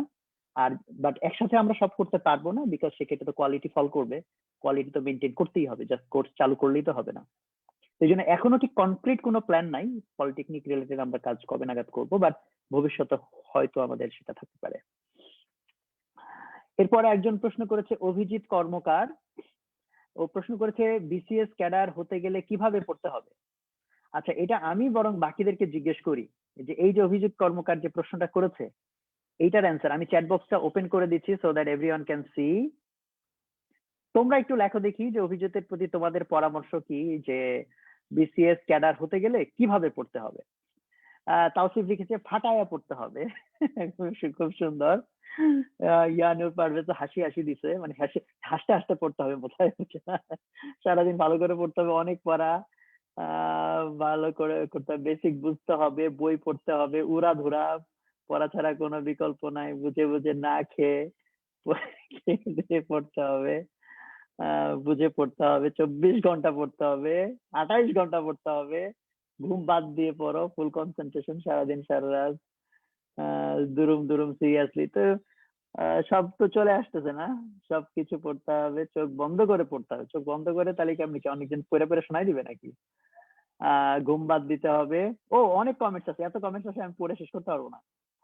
ওকে, তো আমার মনে হয় তুমি কমেন্টস এর থিমটা বুঝতে পারতেছো। তো এক একজন এক এক ল্যাঙ্গুয়েজে বলছে, কেউ কেউ ফানি ল্যাঙ্গুয়েজে লিখছে। হ্যাঁ, উড়াধুরা পড়তে হবে, ফাটায় পড়তে হবে। তো এখানে অনেকগুলো ভালো ভালো পয়েন্ট কিন্তু চলে আসছে। অ্যাকচুয়ালি এগুলো তোমরা জানো, আসলে জানা নিয়ে সমস্যা না, তোমরা আসলে মানতে চাও না, এটা হলো সমস্যা।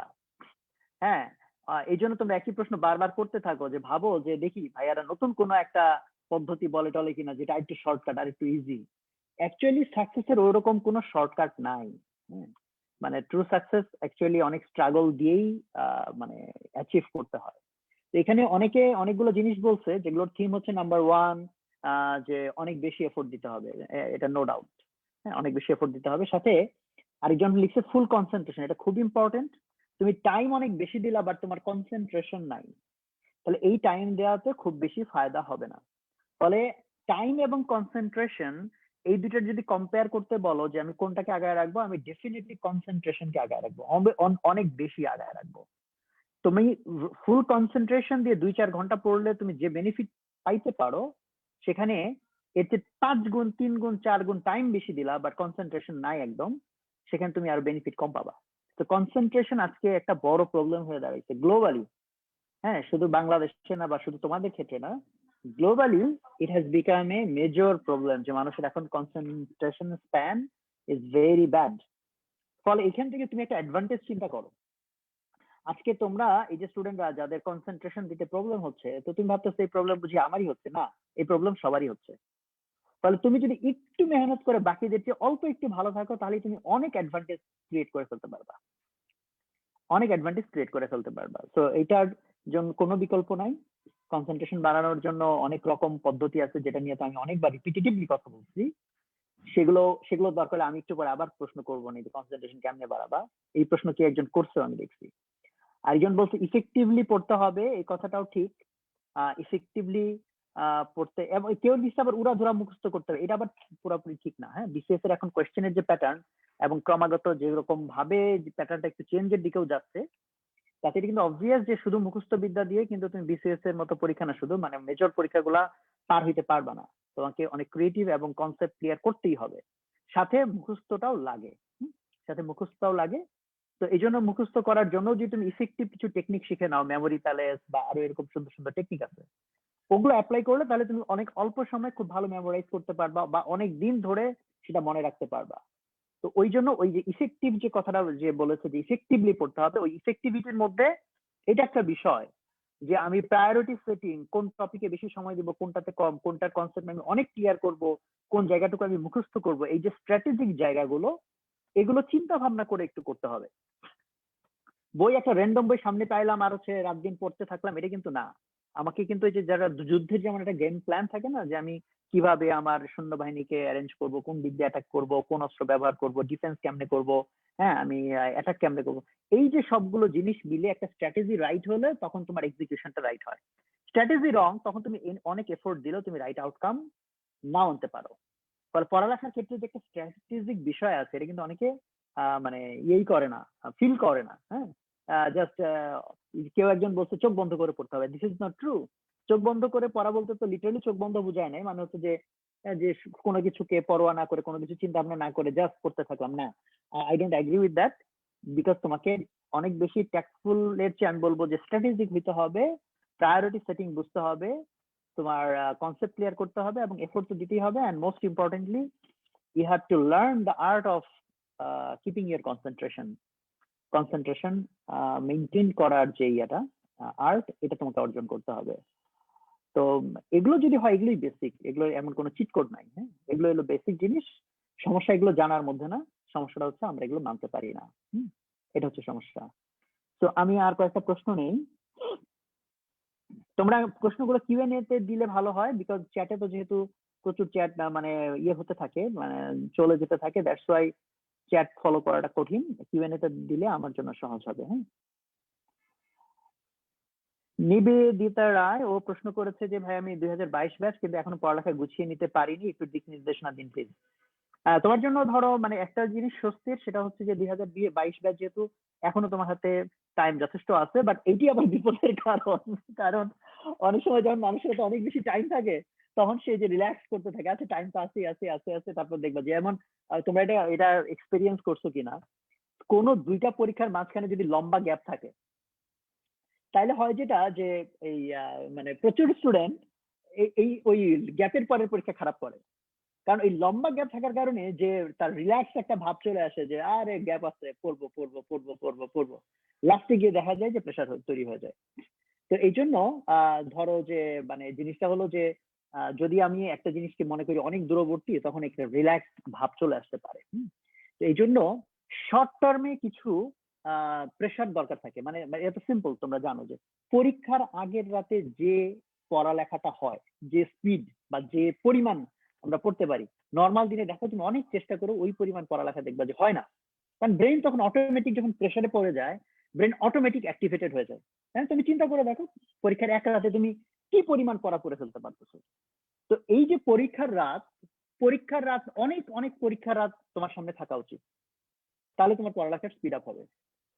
এখন তুমি বলতে পারো ভাই ইন্টার পরীক্ষা তো একবারই দেবো, এই পরীক্ষার রাত প্রত্যেকদিন হয়? অরিজিনাল ইন্টারের রাত না হলেও কিছু তুমি ধরো আর্টিফিশিয়াল বা সিউডো ইন্টারের রাত ক্রিয়েট করতে পারো। ফর এক্সাম্পল ধরো যেমন তুমি কোচিং এ এসে পড়তেছো উদ্ভাসে, তার আমরা কিছু এক্সাম নিচ্ছি, সেটাও কিন্তু পরীক্ষার আগে রাত, সেটা অরিজিনাল পরীক্ষা না হলেও তো পরীক্ষা, সেটা ওই পরিমাণ প্রেশার না হলেও তো প্রেশার। তাহলে এখন তুমি কোচিং এ পড়ো বা না পড়ো বা যেভাবেই পড়ো, তোমাকে এই অ্যাকাউন্টেবিলিটি মেনটেন করা, যে সার্টেন একটা টাইম, যেমন দেখবা আমার ক্ষেত্রে এটা হইতো যে কোনো এক্সাম না থাকতো, তখন মনে হতো কি আর একটু ভালো মতো পড়ি, একটু গুছায় পড়ি, পরে একই টপিক অনেক দিন ধরে পড়তেছি এবং অনেক লম্বা সময় খুব বেশি প্রোগ্রেস নাই। কিন্তু পরীক্ষা থাকলে তখন একদম ডেডলাইন, যে আমাকে কালকে রাতের মধ্যে এইটুকু শেষ করতেই হবে, একদম খুব ফার্নিশড হইতে শেষ জীবনে কখনো আসলে হয় না। বাট ওই যে সাম হাউস শেষ করা এটা খুব ইম্পর্টেন্ট। তো পরীক্ষাটাকে সামনে যদি রাখো, মানে তুমি এমন একটা সিস্টেমে ঢুকো যেখানে তোমার প্রচুর এক্সাম থাকবে, এটা যদি থাকে এবং নিজেকে ফোর্স করো যে এক্সাম আমি ভালো করি খারাপ করি এক্সাম মিস করবো না, এটা যদি ফোর্স করো তাহলে দেখবে পড়ালেখা অনেক গোছায় যাবে। কারণ আমারও ইন্টার ফার্স্ট ইয়ারে ফাঁকিবাজি ছিল, দেয়ার ওয়াজ রিজন। তো আমারও গাফলতি ছিল, পরিবেশেরও একটা ইস্যু ছিল। যাই হোক, তো বাট সেকেন্ড ইয়ারে আমি যখন এটাকে আলহামদুলিল্লাহ কাভার করে নিতে পারছিলাম, দ্যাট ওয়াজ মানে মানে সেটা সেটা আমি করতে পারছিলাম বিকজ তখন অ্যাকচুয়ালি আমি যে বিগেস্ট ফ্যাক্টর বলি যে মডেল টেস্ট দিচ্ছিলাম তখন। ওই মডেল টেস্টের প্রেসারে অ্যাকচুয়ালি পড়ালেখাটা আমার আসলে হয়েছে ঠিক মতো, মানে ফ্র্যাঙ্কলি বললে। তো এই জন্য ওইটার প্রয়োজনীয়তাটা তখন থেকে আমি খুব ফিল করি যে এই প্রেসারটা যে কোনো ক্ষেত্রে খুব প্রয়োজনীয়। হ্যাঁ, ফলে তুমি জাস্ট পড়েই গেলা কিন্তু এক্সাম অ্যাটেন্ড করলা না, তখন আসলে তোমার পড়ালেখা দেখবে আগাবে না। তো এটা আই থিঙ্ক শুধু ওর জন্য না, হয়তো সবার জন্যই প্রযোজ্য। So you never miss the exam. এবং এখন অনলাইনের কারণে দেখা যাচ্ছে যে স্টুডেন্টরা কি নাম বলে যে এক্সাম অনেকেই হয়তো দিচ্ছে না, ঠিক মতো দিচ্ছে না। আমি তো আমাদের ওই যে খাতা দেখার গ্রুপে আছি, ওখানে মাঝে মাঝে এইসব ফানি জিনিসপত্র দেখি। মানে বই দেখে দেখে লিখছে, ওই খাতা বইয়ের উপর রেখে ছবি তো উঠাইতে হয় না, ছবিটি উঠাইছে নিচে বই দেখা যাচ্ছে। হ্যাঁ, মানে বই তো দেখছে, তাও আবার এত কেয়ারলেস যে ইভেন মানে সেটা তার হদিস নাই পর্যন্ত যে সে দেখে দেখে লিখছে। So this is really bad. তো তুমি এখন কাকে ফাঁকি দিচ্ছ? তুমি এখন কার চোখে ভালো হচ্ছ? কার চোখে ভালো হয়ে তোমার কি লাভ হচ্ছে? হ্যাঁ, ধরো তুমি উদ্ভাসের চোখে ভালো হয়েছো, তো কি হয়েছে? আমাকে এসে কি ওই যে তোমার ভর্তি পরীক্ষার আগে ওই ভার্সিটি অথরিটি জিজ্ঞেস করবে যে উমুক কেমন স্টুডেন্ট? আমি বলবো হ্যাঁ খুব ভালো, আমাদের এখানে খুব ভালো নাম্বার পাইছে। এই নাম্বার তোমার ওইখানে কাজে লাগবে না। কাজে লাগবে যেখানকার নাম্বার। সেই নাম্বার যদি তুমি ঠিক মতো পেতে চাও তাহলে এখন তোমাকে পরীক্ষা সিরিয়াসলি দিতে হবে। বা তুমি এখন আব্বু আম্মুর কাছ থেকে তুমি হয়তো তাদের ঝাড়ি বাঁচতে চাচ্ছ, থাক আজকের পরীক্ষাটা দেখে দিয়ে অন্তত এই সপ্তাহের ঝাড়িটা আমি এসকেপ করলাম। বাট বিলিভ মি, আজকে আব্বু আম্মুর ঝাড়ি এসকেপ করা তোমার জন্য খুবই রং স্ট্র্যাটেজি। কারণ আজকে আব্বু আম্মুর তির্যক চোখ তুমি যদি অ্যাভয়েড করো, তাহলে শিওর থাকো বাদ বাকি সারা জীবন সমস্ত মানুষের তির্যক চোখ তোমাকে সহ্য করতে হবে। লেট মি রিপিট ইট, আজকে তুমি দেখা দেখি করে পরীক্ষা দিয়ে যদি বাকিদের তির্যক চোখ তুমি অ্যাভয়েড করো, যে আব্বু আম্মু বাঁকা চোখে তাকাইলো না, উদ্ভাসের ভাইয়ারা বাঁকা চোখে তাকাইলো না, বা সবাই আমাকে ভালো মনে করলো, এই ভালোটা কত দিনের ভালো?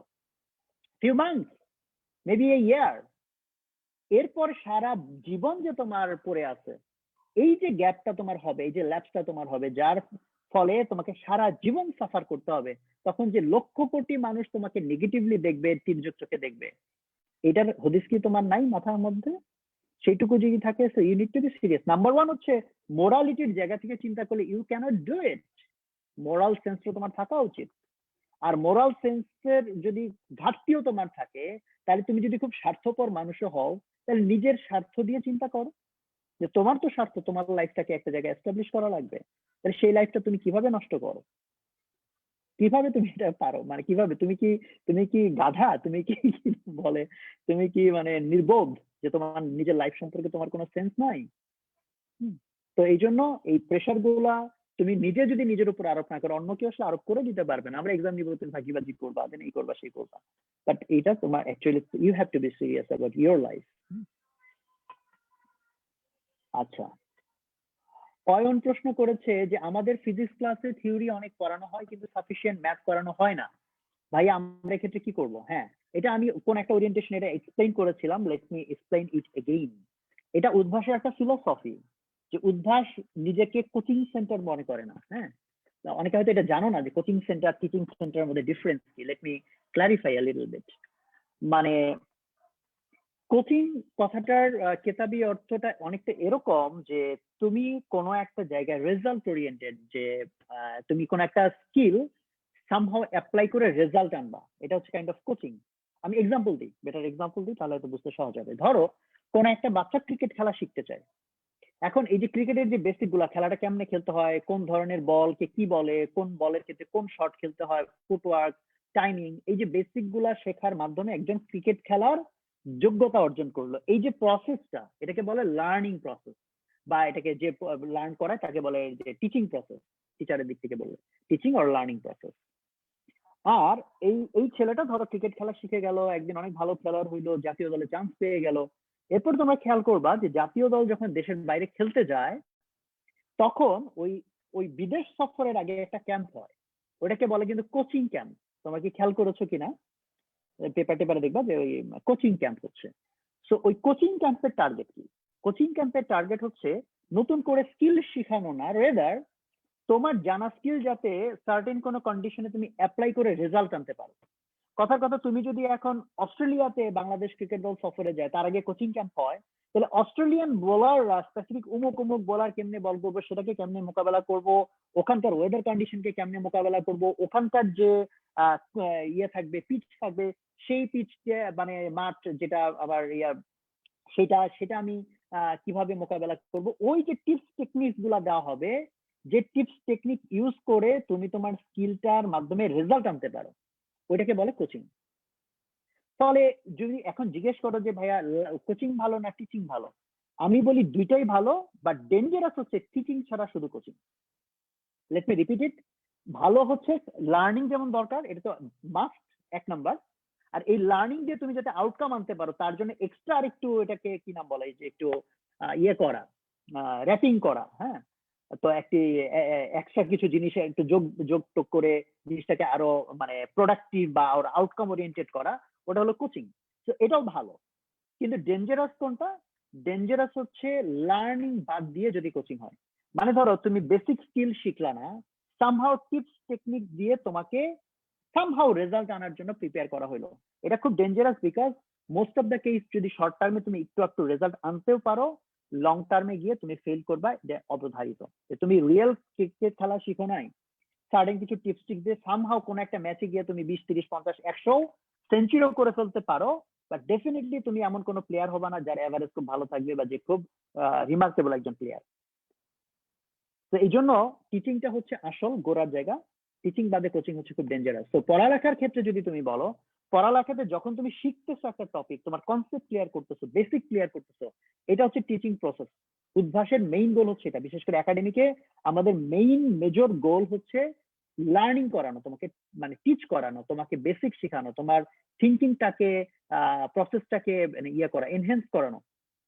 আর যখন আমরা মডেল টেস্ট প্রোগ্রাম গুলো নেই, এগুলো হচ্ছে আমাদের কোচিং প্রোগ্রাম।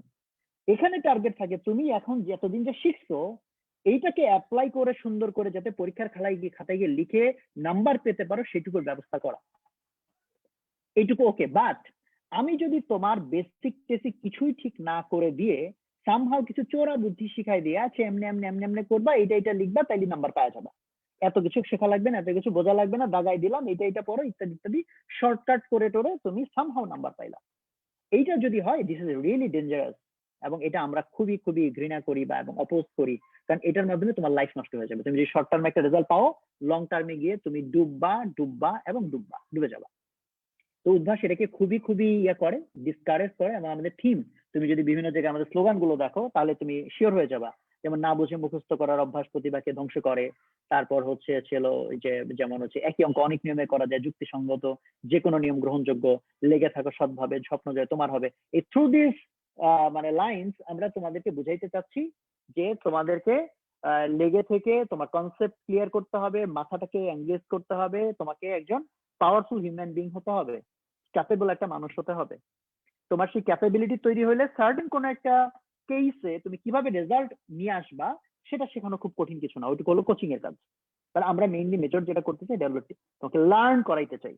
যেই জন্য আমাদের একাডেমিক যে প্রোগ্রাম গুলো, ওখানে টিচারদেরকে ইনস্ট্রাক্টই করা থাকে তোমরা ওদের সমস্ত অঙ্ক করে দিবা না, অবশ্যই না। কারণ আমি তোমাকে পঙ্গু বানাইতে চাই না। কারণ আজকে যদি আমি তোমার ওই 100টা অঙ্কের মধ্যে 100টাই তোমাকে করে দেই, তোমার মধ্যে এক ফোঁটা কনফিডেন্স তৈরি হবে না যে 101তম নতুন কোনো অঙ্ক যদি তোমাকে দেওয়া হয় সেটা তুমি পারবা, এই কনফিডেন্স তোমার তৈরি হবে না। বাট 100টা অঙ্কের মধ্যে তুমি যদি অন্তত 50% নিজে নিজে ট্রাই করো, এবং তার মধ্যে অনেকগুলো তুমি হয়তো সলভও করতে পারবে না, বাট থ্রু দ্যাট প্রসেস তুমি যে চিন্তা করতে থাকলা, এর মাধ্যমে তোমার ব্রেন আসলে স্ট্রঙ্গার হবে। এবং সেটার মাধ্যমে তুমি এই যে 50টার মধ্যে 100টার মধ্যে যদি তুমি 50টা কেন 10টাও যদি নিজে নিজে পারো, that will create a confidence within you যে না, এটা আমি পারছি। তো এইভাবে তোমার আসলে লেভেল আপগ্রেডেড হবে। তাহলে এই জন্য আমরা এই যে কোচিং কে খারাপ বলি, টিচিং বাদে কোচিং কে আমরা খুব খারাপ বলি, যে তুমি বেসিক শিখলা না, জিনিসটার ইন ডেপথে বুঝলা না, কনসেপ্ট ক্লিয়ার হইলো না, তুমি সামহাও অঙ্ক করা শিখলা, এটা কিন্তু ওই ডেঞ্জারাস কোচিং। টিচিং বাদে কোচিং, সেটা হলে তোমার জন্য সর্বনাশ। যে কারণে আমরা এই জন্য এটাতে অনেক বেশি জোর দেই যে তুমি চাইলেও আমরা এটা এগ্রি করব না যে ভাই আমাদের সব অঙ্ক, এবং প্রচুর প্যারেন্টস এগুলো বুঝতে চায় না, বিশেষ করে ধরলে আর্লি স্টেজে প্যারেন্টস এটা নিয়ে প্রচুর গ্যাঞ্জাম করছে যে আপনার আরো অঙ্ক করাই দেন না কেন। আমরা খুব অ্যাডামেন্ট ছিলাম যে না আমরা করাবো না, বিকজ আমি তো আপনার বাচ্চার ক্ষতির জন্য এই প্রতিষ্ঠান খুলি নাই যে ওকে আমি পঙ্গু বানাই দেবো। তুমি হয়তো এখন খুশি হয়ে যাবে ভাই এরা খুব ভালো সব অঙ্ক করে দিছে, বাট তুমি তো পঙ্গু হয়ে যাবা। আমরা দেখি লং টার্ম গোলটা। তো তুমি এখন স্ট্রাগলে পড়ো, তুমি এখন মানে কষ্ট করো, তুমি এখন এই জিনিসটাকে ভালো মতো বোঝার চেষ্টা করো, এখন তুমি মাথা ঘাটাও, এখন তোমার কষ্ট হবে, এখন আমাদেরকে খারাপ মনে হবে, বাট লং টার্মে গিয়ে দেখবা তুমি বেনিফিটেড হবা অনেক বেশি। দ্যাটস ওয়াই এটা আমি একটু লম্বা করেই বললাম। এই জন্য তোমাদের এক্সপেকটেশনই চেঞ্জ করে ফেলতে হবে যে উদ্ভাস এমন কোন প্রতিষ্ঠান না তোমাকে ধরে ধরে একটা একটা করে অঙ্ক করাই দিবে, because it's not a coaching centre, it's more than a coaching centre. এটা মূলত লার্নিং সেন্টার, তার সাথে কিছু কোচিং করার। ঠিক আছে, তাহলে এই এক্সপেকটেশনটা যেন তোমাদের এরকম থাকে আর কি। হ্যাঁ, আশা করি তোমরা সেটা বুঝতে পেরেছো। বাট তুমি ধরো হচ্ছে আমরা করাইলাম না তুমিও করলে না, তাহলে তো কিছুই হলো না সেটা তো হবে না। রাফিদ নামে একজন প্রশ্ন করেছে, এবং এই প্রশ্নটা হয়তো আরো একাধিক জায়গায় আমি দেখলাম, ভাইয়া কিছুদিন পর পর মোটিভেশন থাকে না, এমন কিছু টিপ বলেন যাতে সবসময় মোটিভেশন ধরে রাখা যায়। ওকে, তাহলে আমি আবার তোমাদের দ্বারস্থ হই, তাই না, কি বলো? তো তোমরা একটু বলো দেখি যে এই যে মোটিভেশন যে হারায় হারায় যায়, এইটার জন্য কি বুদ্ধি আছে, কি টিপস আছে তোমাদের কাছে? তোমরা তো এখন অনেক মোটিভেশনাল লেকচার শোনো, আমার তো ধারণা যে এগুলো তোমাদেরই জানা থাকার কথা। Actually, সেটা হলো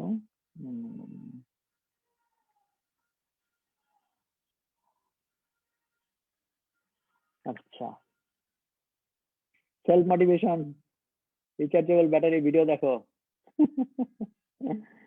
আচ্ছা, এই যে দেখো ওই যে কত রকম মোটিভেশন চলে আসতেছে। আচ্ছা, তো তোমরা চ্যাট বক্সে দেখতে পাচ্ছ অনেক রকম মোটিভেশন পাওয়া যাচ্ছে, অনেক রকম ইয়ে চলে আসতেছে। আমার একটা ভিডিও আছে, এটার কথা একাধিক জন বলছো, তো প্রথমত ওইটার কথা বলতে পারি। আমি একটা ভিডিও বানাইছিলাম বেশ আগে, বোধহয় 2-3 বা 4 বছর আগে, হয়তো হইতে পারে 3-4 বছর আগে। আমি বইটার নাম, লেকচারটার নাম ছিল হচ্ছে মানুষ একটা রিচার্জেবল ব্যাটারি, এরকম একটা বোধহয় শিরোনাম ছিল। আমার নাম লিখে রিচার্জেবল ব্যাটারি লিখে সার্চ করলে হয়তো পাবা। তো ব্যাটারি ওইটা আগে দেখে নিতে পারো, তাহলে কিছুটা ব্যাকগ্রাউন্ড কাজ করবে। আর ওখানে যেটা বলেছিলাম সেটা যদি সংক্ষেপে বলি, সেটা হচ্ছে যে প্রত্যেকটা মানুষ একভাবে মোটিভেটেড হয় না, এক একজনের মোটিভেটেড হওয়ার এক একটা ওয়ে আছে। যেমন মোসাদ্দেক নামে একজন কমেন্টসে লিখছে বেশি বেশি বাঁশ খাইতে হবে তো যেমন মোসাদ্দেক নিশ্চয়ই বাঁশ খেয়ে মোটিভেটেড হয়, তো আরেকজন হয়তো বাঁশ না খেয়ে অন্য কোনো ভাবে মোটিভেটেড হইতে পারে। হ্যাঁ, তো মোটিভেশন এক একজন এক এক ভাবে পায়, তাই না? তো এই জন্য মানে কয়েকটা বিষয় আছে। একদম কোর যে বিষয়টা সেটা হচ্ছে, ধরো তোমার একটা আলটিমেট বড় ভিশন থাকার দরকার আছে, এমন কোন একটা বিষয় যেটা তুমি ইমোশনালি তুমি ড্রিভেন হও, যেটা তোমাকে ইমোশনালি ইয়ে করে, কি নাম বলে, টাচ করে। এরকম কোন বিগ রিজন যদি তোমার লাইফে না থাকে, তাহলে তোমার জন্য রিয়েলি মোটিভেটেড হওয়া কিন্তু কষ্টকর, কঠিন। ফলে এখন এইটা ধরো যদি তোমার মধ্যে কাজ না করে, তাহলে you have to explore for that. যেমন ধরো এক একজনের জন্য, ধরো কারোর জন্য হয়তো দেশ ব্যাপারটা খুব তার মধ্যে ইমোশনালি অ্যাক্ট করে, যে দেশের মানুষ এরকম দুঃখে আছে, কষ্টে আছে, হ্যাঁ, বিদেশে গিয়ে আমাদের দেশকে মানুষ এইভাবে দেখে ওইভাবে দেখে, এটা হয়তো তোমার মধ্যে একটা ইমোশন ক্রিয়েট করতে পারে। If that emotion is really true, তখন এই ইমোশন তোমাকে অনেক এনার্জি দিতে পারে। তুমি যখন ডিমোটিভেটেড হবা, তখন তুমি এই প্রবলেমটা চিন্তা করবা। কেউ হয়তো হইতে পারে গরিব মানুষের দুঃখ দেখে মোটিভেটেড হয়, কেউ হয়তো কোনো প্রবলেম দেখে মোটিভেটেড হয়, কেউ একটা মানে ড্রিম দেখে মোটিভেটেড হয়। এরকম 100 রকম মানে জিনিস থাকতে পারে যেটা ট্রুলি তোমাকে ইমোশনালি টাচ করে। এরকম একটা জিনিস তোমার লাইফে তোমাকে খুঁজে বের করতে পারা উচিত। সেটা তোমার জন্য রিলিজিয়ন হতে পারে, তোমার দেশ হতে পারে, মানুষ হতে পারে, it could be anything. But এইটা ছাড়া পরবর্তী যাই আমি বলি না কেন, আলটিমেটলি ওগুলো খুব সাস্টেনেবল হয় না। তো ওই কোর জিনিসটা যখন তুমি খুঁজে পাবা, তখন হচ্ছে ওইটার সাথে রিলেটেড ম্যাটেরিয়ালস গুলার ভিতরে তুমি যত বেশি ঢুকবা, তত তোমার হচ্ছে চার্জ কমে গেল আবার রিচার্জ হয়ে যাবে। যেমন কথার কথা, যে তুমি যদি হয় যে হ্যাঁ ছোট ছোট বাচ্চা যারা অনেক গরিব, ওদেরকে দেখে তোমার অনেক পেইন ফিল হয়, তুমি ট্রুলি এদের জন্য কিছু করতে চাও লাইফে। তো তুমি তাহলে তখন যখন তোমার পড়ালেখা করতে যাচ্ছ তখন তুমি ওইটা ভাবলা আমি ওদের জন্য করতে চাই। ফলে এটা তুমি যখন ভুলে যাবা, ওই জিনিসটা যখন মাথা থেকে একটু সরে যাবে, তোমার মোটিভেশন হয়তো আবার একটু কমে যাবে। তখন তুমি কি করতে পারো, ঠিক আছে তুমি বস্তিতে গেলা বা ওরকম একটা দৃশ্য, যে দৃশ্য দেখে তুমি মোটিভেশনটা পাইছিলা যে এদের জন্য আমি কিছু করতে চাই, সেটা একটা মুভি হইতে পারে, একটা ডকুমেন্টারি হতে পারে, প্র্যাকটিক্যাল একটা interaction with with those type of মানে কিডস, সেটা হইতে পারে, যেটা তোমাকে হয়তো অনেক চাঙ্গা করবে। সেটা বই পড়া হইতে পারে, তাই না? তো এক একজন যেহেতু এক এক ভাবে হয়, বাট মোটা দাগে বললে বেসিক হচ্ছে দুইটা, এই দুইটা জিনিসের কম্বিনেশন। তোমার একটা খুব বড় হোয়াই থাকা দরকার, যে এই পৃথিবীতে তুমি আসছো, তুমি কেন, তোমার লাইফে একটা বিগার পারপাস থাকা দরকার। সেই বিগার পারপাস যদি হয় জাস্ট আমি টাকা কামাবো, এই করবো সেই করবো, এটা অ্যাকচুয়ালি খুব বিগার পারপাস না। এটা বেশি দিন সাস্টেইন করে না। তোমার নিজের প্রয়োজনের বাইরেও অনেক মানুষকে ঘিরে অনেক বড় একটা ড্রিম। এবং এটা মোস্ট প্রবাবলি ওই ভিডিওতে আমি বলছিলাম, আমার ঠিক মনে নেই বলছিলাম কিনা, but let me repeat it. তুমি যত স্বার্থকেন্দ্রিক আত্মকেন্দ্রিক চিন্তা করবা, তোমার জন্য ট্রুলি মোটিভেটেড হওয়া তত কঠিন হবে। কেন হবে, আমি এটার লজিক্যাল জায়গাটা বলি। সেটা হচ্ছে, তুমি জাস্ট ভাবলা যে ভাই আমি বিশাল বড় লোক হবো, এইরকম দামি গাড়ি চালাবো, হ্যাঁ দামি ফ্লাইটে থাকবো, ইত্যাদি ইত্যাদি এইসব, হ্যাঁ 3 বেলা বার্গার পিজা খাবো, বা দামি দামি হোটেলে খাওয়া দাওয়া করবো, দামি কাপড় চোপড় পরবো। তো এইরকম জাস্ট থিঙ্কিং যদি থাকে এবং এটার জন্য তুমি মোটিভেটেড, হ্যাঁ মানে আমি তাই এইটা সেটা করবো, ফাটাই দিবো, এরকম বড়লোক হতে হবে। যখন তুমি এই বড়লোক হওয়ার জার্নিতে নামবা, দেখবা যে এই জার্নিটা অনেক ডিফিকাল্ট, অনেক ইজি না। এই কষ্টকর জার্নিতে যখন তুমি প্রতিনিয়ত প্রেশারাইজড হবা, তোমার তখন একটা সময় মনে হবে, ধুর, ভাবছিলাম যে আমার ওই ল্যাম্বরগিনি চালাইতে হবে বা বুগাত্তি ভেরন চালাইতে হবে, দরকার নেই, আমার একটা টয়োটা হলেই হবে। বা ভাবছিলাম এরকম রাজপ্রাসাদ বানাবো, দরকার নেই, ছোট একটা ফ্ল্যাট হলেই হবে। তুমি খুব দ্রুত কুইট করবা, কারণ পুরো থিঙ্কিংটা তোমাকে ঘিরে। তো তুমি নিজেই নিজের কাছে যখন মানে স্ট্রাগল ফেস করবা, দেখবা নিজের মধ্যে নিজে এটা কাটছাট করে তুমি একটা অল্টারনেটিভ প্ল্যানে চলে যাচ্ছ। বাট এখন তুমি যে চিন্তা করো, তোমার থিঙ্কিংটা এর চেয়ে একটু বড়, যে তুমি শুধু তোমাকে না, তোমার টোটাল ফ্যামিলিকে নিয়ে ভাবতেছো। ধরা যাক যে তোমার ফ্যামিলি খুব অর্থনৈতিক ভাবে স্ট্রেসের মধ্যে আছে, হ্যাঁ তারা অনেক মানে কষ্ট করে তোমাকে মানুষ করতেছে, দিন আনে দিন খায় টাইপের অবস্থা। এইটা যদি হয় তোমার কেস, তখন তুমি ভাবলা যে না, আমি অন্তত আমার ফ্যামিলিকে সাপোর্ট দিতে চাই, এই মানুষগুলোর মুখে আমি হাসি ফোটাইতে চাই। তাহলে দেখো, এখন তুমি যখন ওই স্ট্রাগল করতে নামবা, তখনও কিন্তু তোমার উপর অনেক প্রেশার আসবে, হ্যাঁ অনেক কষ্ট আসবে, তুমি টায়ার্ড হয়ে যাবা, বাট সহজে তুমি কুইট করতে পারবা না। কারণ এখন ওই 5 জন, ওই 5 জনের চেহারা, তোমার ওই 5 জন তোমার উপর ডিপেন্ডেন্ট। সো তোমার উপর যে রেসপন্সিবিলিটি কাজ করবে, যে ওই 5 জন আমার দিকে তাকায় আছে, তো আই আই ক্যানট কুইট। নিজে নিজে হইলে ঠিক আছে, নিজেরটা নিজে আমি ঠিক আছে কমাই ফেললাম আমার প্রত্যাশা। বাট ওই 5 জন যখন তোমার উপর ডিপেন্ডেন্ট, তখন কিন্তু তুমি সহজে কুইট করতে পারবা না। এবং এর চেয়েও যদি তুমি বিগার স্কেলে যাও, না এখন তুমি জাস্ট ফ্যামিলি মেম্বার্স না, তুমি বড় একটা জনগোষ্ঠীর কথা ভাবতেছো, যে এরকম দুঃখে থাকা লোকজন, ওরকম অসুস্থ হওয়া লোকজন, ওরকম বিপদে পড়া লোকজন, আমি এদের জন্য কাজ করতেছি। If that is really true for you, মানে তোমার ইমোশন এর জায়গায় যদি এটা আসলেই কাজ করে, তাহলে দেখবা তুমি সহজে টায়ার্ডই হইতে পারবা না। কারণ এত প্রবলেম থাকে এবং থেকেই যায়, যে একা একজন মানুষ তো কেউ আমরা প্রবলেম সব সলভ করে ফেলতে পারি না। ফলে এটা পারপিচুয়াল একটা বড় ধরনের লম্বা সময়ের মোটিভেশন হিসেবে কাজ করে। এবং তুমি যত যত বিগ লিডারদেরকে দেখবা, বড় বড় অ্যাচিভারদেরকে দেখবা, তাদের সবারই দেখবা এরকম বড় ধরনের একটা কিছু ছিল, যেটা শুধু তাকে ঘিরে না বা তাদের ফ্যামিলি মেম্বারকে ঘিরে না, ইটস বিয়ন্ড দ্যাট। অনেক মানুষকে ঘিরে তার একটা স্বপ্ন ছিল, অনেক মানুষের লাইফে কন্ট্রিবিউট করার মতো একটা কিছু তার ইয়েতে ছিল। তো মেজরিটি মানুষ, এবং আজকে আমরা দেখা যায় যে ফ্যামিলি থেকেও বা স্কুল কলেজ সবগুলো জায়গা থেকেই এই যে বড় জায়গাটা, যেটা একদম অরিজিনাল জায়গা, এখানে কাউকে আমরা কানেক্টই করি না। আমরা জাস্ট বলতেছি তুই পর পর পর পয়রা পয়রা, এই যে ঢাকা বইটা চান্স পাবি, মেডিকেলের চান্স পাবি, এই করবি সেই করবি। এবং সেটাও মোস্ট অফ দা কেস খুব আত্মকেন্দ্রিক চিন্তা ভাবনা, যে আহ তোমার আব্বা আম্মা হয়তো ভাবতেছে পাশের বাড়ির ভাবিরে দেখাই দিব আমার ছেলে এই করছে সেই করছে, গল্প গুজব করবো, বা এইটুকুর মধ্যে থেকে ট্রুলি মোটিভেটেড হওয়া আমার কাছে মনে হয় অনেক ডিফিকাল্ট। তুমি যদি ওর চেয়েও বড় পারপাস চিন্তা করতে পারো, সেটা তোমার ফ্যামিলি তোমার জন্য চিন্তা করে দিক বা না দিক, তুমি স্বাধীন মানুষ, স্বাধীন চিন্তা শক্তি বিবেক আল্লাহ তোমাকে দিচ্ছে, তুমি সেটাকে খাটাও। তো তুমি যদি ওই জায়গাটা সলভ করতে পারো, ওইরকম একটা ইমোশনাল জায়গা প্রত্যেকের থাকে, তুমি যদি এনাফ এক্সপ্লোর করো, এনাফ এক্সপ্লোর করো। যেমন আমার ক্ষেত্রে দেখবা, যেমন রাষ্ট্র ভাবনা, এটা আমার মধ্যে প্রচুর ভাবে কাজ করছে, দেশ ভাবনা আমার মধ্যে অনেক কাজ করছে। এবং আর্লি স্টেজে আমার একজন স্যার ছিলেন, ওনার একটা ইম্প্যাক্ট ছিল। রবীন্দ্রনাথের অনেক ইম্প্যাক্ট ছিল, বিশেষ করে তার গোরা উপন্যাস, ঘরে বাইরে, যেগুলোতে যে দেশ, তারপরে হচ্ছে হলো স্বদেশী আন্দোলন, ওই কনসেপ্ট গুলা। এবং যদি তুমি আরেকটা বলো যে শরৎচন্দ্রের মধ্যে তো যে সমাজের বিভিন্ন অসঙ্গতি, আর্লি লাইফে যেহেতু আমার প্রচুর ওগুলো পড়া হয়েছে 7, 8, 9 এর এই সময়গুলোতে, তো আমার মধ্যে এটা পার্মানেন্টলি সামহাও একটা তৈরি করে ফেলছে, না একটা জিনিস তৈরি করে ফেলছে যে মানে মানুষের জন্য কিছু একটা করতে হবে। হ্যাঁ, পারি বা না পারি, বাট ড্রিমটা তৈরি হয়েছে। তো এটা সামহাও তোমার ফলে তুমি খুব যদি কুয়ার ব্যাং হও, একটা ছোট্ট গন্ডির মধ্যে আসো এবং তোমার চারপাশে কোনো নজর নাই, হ্যাঁ, মানুষকে তুমি জানো না, বোঝো না।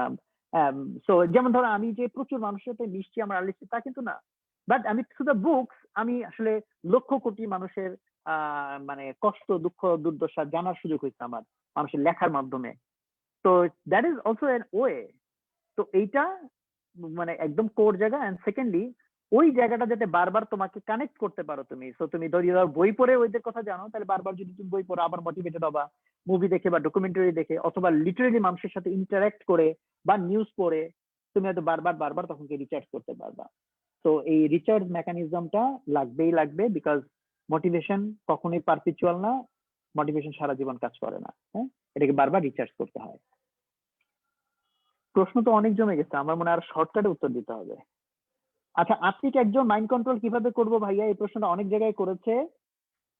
মাইন্ড কন্ট্রোল কিভাবে করবা, এটার জন্য অ্যাকচুয়ালি আই থিঙ্ক তুমি উইকি হাউতে সবার আগে একটা সার্চ করে ফেলো বা গুগলে সার্চ করো, হ্যাঁ, how to control my mind. তুমি ওখানে অনেক ধরনের টিপস, ট্রিক্স এন্ড টেকনিক দেখতে পাবা এগুলো। এবং এগুলো দেখে দেখে কোনো লাভ নেই, প্র্যাকটিস করতে হবে, প্র্যাকটিস করতে হবে। আমি যদি একদম স্ট্রেইট কাট প্রথম সিম্পল প্র্যাকটিস বলি, তুমি হচ্ছিল সাইলেন্স প্র্যাকটিস করতে পারো। যারা কনসেন্ট্রেশন প্রবলেম মানে তো মাইন্ড কন্ট্রোলের প্রবলেম, তারা হচ্ছে সাইলেন্স প্র্যাকটিস করতে পারো। হচ্ছে যে তুমি একদম প্রত্যেকদিন সার্টেন টাইম তুমি একদম ব্রিদিং করবা, কাম এন্ড কোয়াইট টাইম কাটাবা, সার্টেন কোনো একটা টপিক জাস্ট ভাবতে থাকবা। আর যারা হচ্ছে নামাজ পড়ো তাদের জন্য খুব ভালো, মেডিটেটিভ ওয়েতে নামাজ পড়বা, খুশু খুজু যেটাকে বলে, লম্বা সিজদা দিবা বা বা 2 বৈঠকের মাঝে খুব খুব ধীরে সুস্থে এবং ফোকাস করে করে তুমি কি বলতেছো একটা একটা করে ওয়ার্ড বা সেন্টেন্স বলে ওটার অর্থ জেনে অর্থটাকে ফোকাস করার চেষ্টা করবা। এবং যদি পুরো নামাজ না পারো, যতটুকু অংশে পারো এটা দিয়ে তুমি যদি স্টার্ট করো, আস্তে আস্তে দেখবা যে তোমার কন্ট্রোল আসতে থাকবে। এটা কিন্তু খুব মারাত্মক ভাবে কাজ করে। বিশেষ করে যেমন আমার ক্ষেত্রে হচ্ছে আমি যত লম্বা সিজদা দিই, এটা আমার আমার খুব মানে মানে ইনস্ট্যান্ট কাজ করে যে ফোকাস প্রবলেম হইলে। সো কিছু ব্রিদিং প্র্যাকটিস আছে, আমি যে এই এরকম একটা ভিডিওর কথা এর আগেও সেশন গুলোতে বলছি। সো মানে ওই ধরনের প্র্যাকটিস প্রচুর তুমি এখন অনলাইনেও পাবা। হ্যাঁ, এই যে তোমার মাইন্ডকে করার জন্য, কাম এন্ড কোয়াইট করার জন্য, হ্যাঁ, ইন্টারনাল টকিং কে কমানোর জন্য। সো বাট ইম্পর্টেন্ট বিষয়টা হচ্ছে এটা, এই ধরনের সমস্ত প্র্যাকটিস, এই সাইলেন্স প্র্যাকটিস করো, নামাজ, মেডিটেশন, হোয়াটএভার তুমি প্র্যাকটিস করো যেটাই, এগুলো কাজ করবে কতটুকু বা করবে না সেটার জন্য একটা কন্ডিশন আছে। কন্ডিশনটা বোঝার জন্য তুমি একটা এক্সাম্পল খেয়াল করো। যদি ধরো একটা পুকুরে ময়লা এসে পড়তেছে, তুমি পুকুরের মধ্যে 4-5টা পাইপ দিয়ে চারপাশ থেকে ময়লা এসে পড়তেছে, আর ওই পুকুরে এই ময়লা তুমি আবার সেচে সেচে ফেলে পুকুরটাকে পরিষ্কার করার চেষ্টা করতেছো। এখন এই ময়লা যত পরিমাণ পুকুরে ঢুকতেছে তার চেয়ে তুমি সেচে বের করতেছো এই পরিমাণ যদি কম হয়, তাহলে জীবনও ময়লা তো কমবে না, ময়লা কন্টিনিউয়াস বাড়তে থাকবে। নাম্বার 2, যদি যে সমান হয়, যে পরিমাণ ময়লা ঢুকতেছে এই পরিমাণ ময়লা তুমি ফেলে দিচ্ছ, তাইলে তুমি পুকুরটা এখন যেরকম ময়লা আছে এরকম ময়লাই থাকবে, কারণ কন্টিনিউয়াস তুমি ফেলতেছো ঢুকতেছো ফেলতেছো ঢুকতেছো এরকমই থাকবে। আর ময়লা আসতেছে, বাট এর চেয়ে তুমি সেচে ফেলার পরিমাণ যদি অনেক বেশি হয়, তাহলে পুকুরটা তুমি ক্লিন করতে পারবা, বাট মাঝে মাঝে নোংরা হবে, কারণ নতুন আসবে দিন আবার তোমাকে এটা ক্লিন করতে হবে না, এটা একটা প্রসেস। ফলে এই জায়গাটায় আমাদের প্রবলেম যেটা হচ্ছে, যত কিছু তোমার মাইন্ডকে ডিফোকাস করতেছে এগুলো যদি তুমি অফ না করো, তাহলে এইসব এই যে মাইন্ডকে থিতু করার প্র্যাকটিস খুব বেশি কাজে লাগবে না। এবং তোমাকে সিম্পল এক্সাম্পল দিই, হ্যাঁ, আমার হাতে একটা গ্লাস আছে, ধরো এই গ্লাসের মধ্যে পানি, হ্যাঁ, এই পানির ভিতরে ময়লা আছে। তোমরা অনেক সময় যে ময়লা পানি তো দেখছো বোধ হয়, ধরো একটু ময়লা টলা মিশিয়ে, ধরো মাটি, তুমি একটু পানির মধ্যে একটু মাটি গুলো মিশায় ময়লাটাকে পানিটাকে ঘোলা করে এটাকে যদি, তাহলে মাইন্ড এখন তোমার হচ্ছে অবস্থায় আছে, কি নাম বলে যে ঘোলা, mind is not clear, mind focus না, মাইন্ড এখনো মানে ক্রিস্টাল ক্লিয়ার মাইন্ড না, যেটা থ্রুতে তুমি খুব ক্লিয়ারলি সবকিছু দেখতে পারো, অনুধাবন করতে পারো, এটা ঘোলা। এই ঘোলা জিনিসটাকে তুমি যদি ক্লিয়ার করতে চাও তাহলে এটা কিন্তু অনেকক্ষণ রেখে দিতে হয়, রাইট? তোমরা এটা জানো, জানা কথা। হ্যাঁ, অনেকক্ষণ রেখে দিতে হয়, আস্তে আস্তে আস্তে আস্তে ময়লাগুলো থিতু হয়ে নিচে জমা পড়ে, দেন এই পুরো পানিটা পরিষ্কার হয়। বাট এটা কিন্তু অনেক লম্বা প্রক্রিয়া। বাট আমি যদি জাস্ট এই অনেকক্ষণ ধরে থিতু হচ্ছে, জাস্ট একটা ঝাঁকি দেই, 1 সেকেন্ডের একটা ঝাঁকি, পুরো জিনিসটা আবার রিস্টার্ট। ধরো 1 ঘন্টা কষ্ট করে করে থিতু হয়ে হয়ে হয়ে যে জায়গাটা আসছে, 2 সেকেন্ডের 1 সেকেন্ডের ঝাঁকি পুরো জিনিসটাকে আবার আগের জায়গায় নিয়ে চলে যেতে পারে। মাইন্ড কিন্তু সিমিলার। ফলে আমাদের হচ্ছে উল্টা, আমরা কন্টিনিউয়াস ঝাঁকাই করছি মাইন্ডকে, মাঝে মাঝে একটু থিতু হওয়ার সুযোগ দিচ্ছি, এই মাইন্ড জীবনে পরিষ্কার হবে না। ফলে যা কিছু তোমার মাইন্ডকে ডিফোকাস করে, বিশেষ করে এখন সোশ্যাল মিডিয়া, মোবাইল ফোন, এই যে জিনিসগুলা, বা টেলিভিশন, স্যাটেলাইট টিভি, ইউটিউব, এই যে জিনিসগুলা যা কিছু তোমার মাইন্ডকে কন্টিনিউয়াসলি এক টপিক থেকে আরেক টপিক, আরেক টপিক থেকে আরেক টপিকে নিয়ে যায়, মাইন্ডকে কন্টিনিউয়াসলি হচ্ছিল কিওটিক বানাইতে থাকে। এইটা তুমি যতক্ষণ মিনিমাইজ না করবা, মাইন্ড কন্ট্রোলের তুমি যত প্র্যাকটিস করো, আমার ধারণা যে কাজ করবে না, কাজ করবে না। এবং that is your challenge, that is your challenge. কারণ দেখো, আমি এই যে মাইন্ড কন্ট্রোল প্র্যাকটিস করি, মানে একদম মানে লজিক্যালি করি বোধহয় প্রায় ইন্টার লাইফ থেকে। মাঝখানে বেশ কিছুদিন করতাম না, বাট সেটা শুরু কিন্তু আমার সেই ইন্টারমিডিয়েট লাইফ থেকে। এবং একটা জিনিস মানুষ অনেকদিন প্র্যাকটিস করলে কি হয়, সেটার দক্ষ হয়, মাস্টার হয়। বাট আমি যতদিনই প্র্যাকটিস করছি না কেন, এখনো আমি মাস্টার তো না, আমি এখনো নভিস লেভেলেই আছি।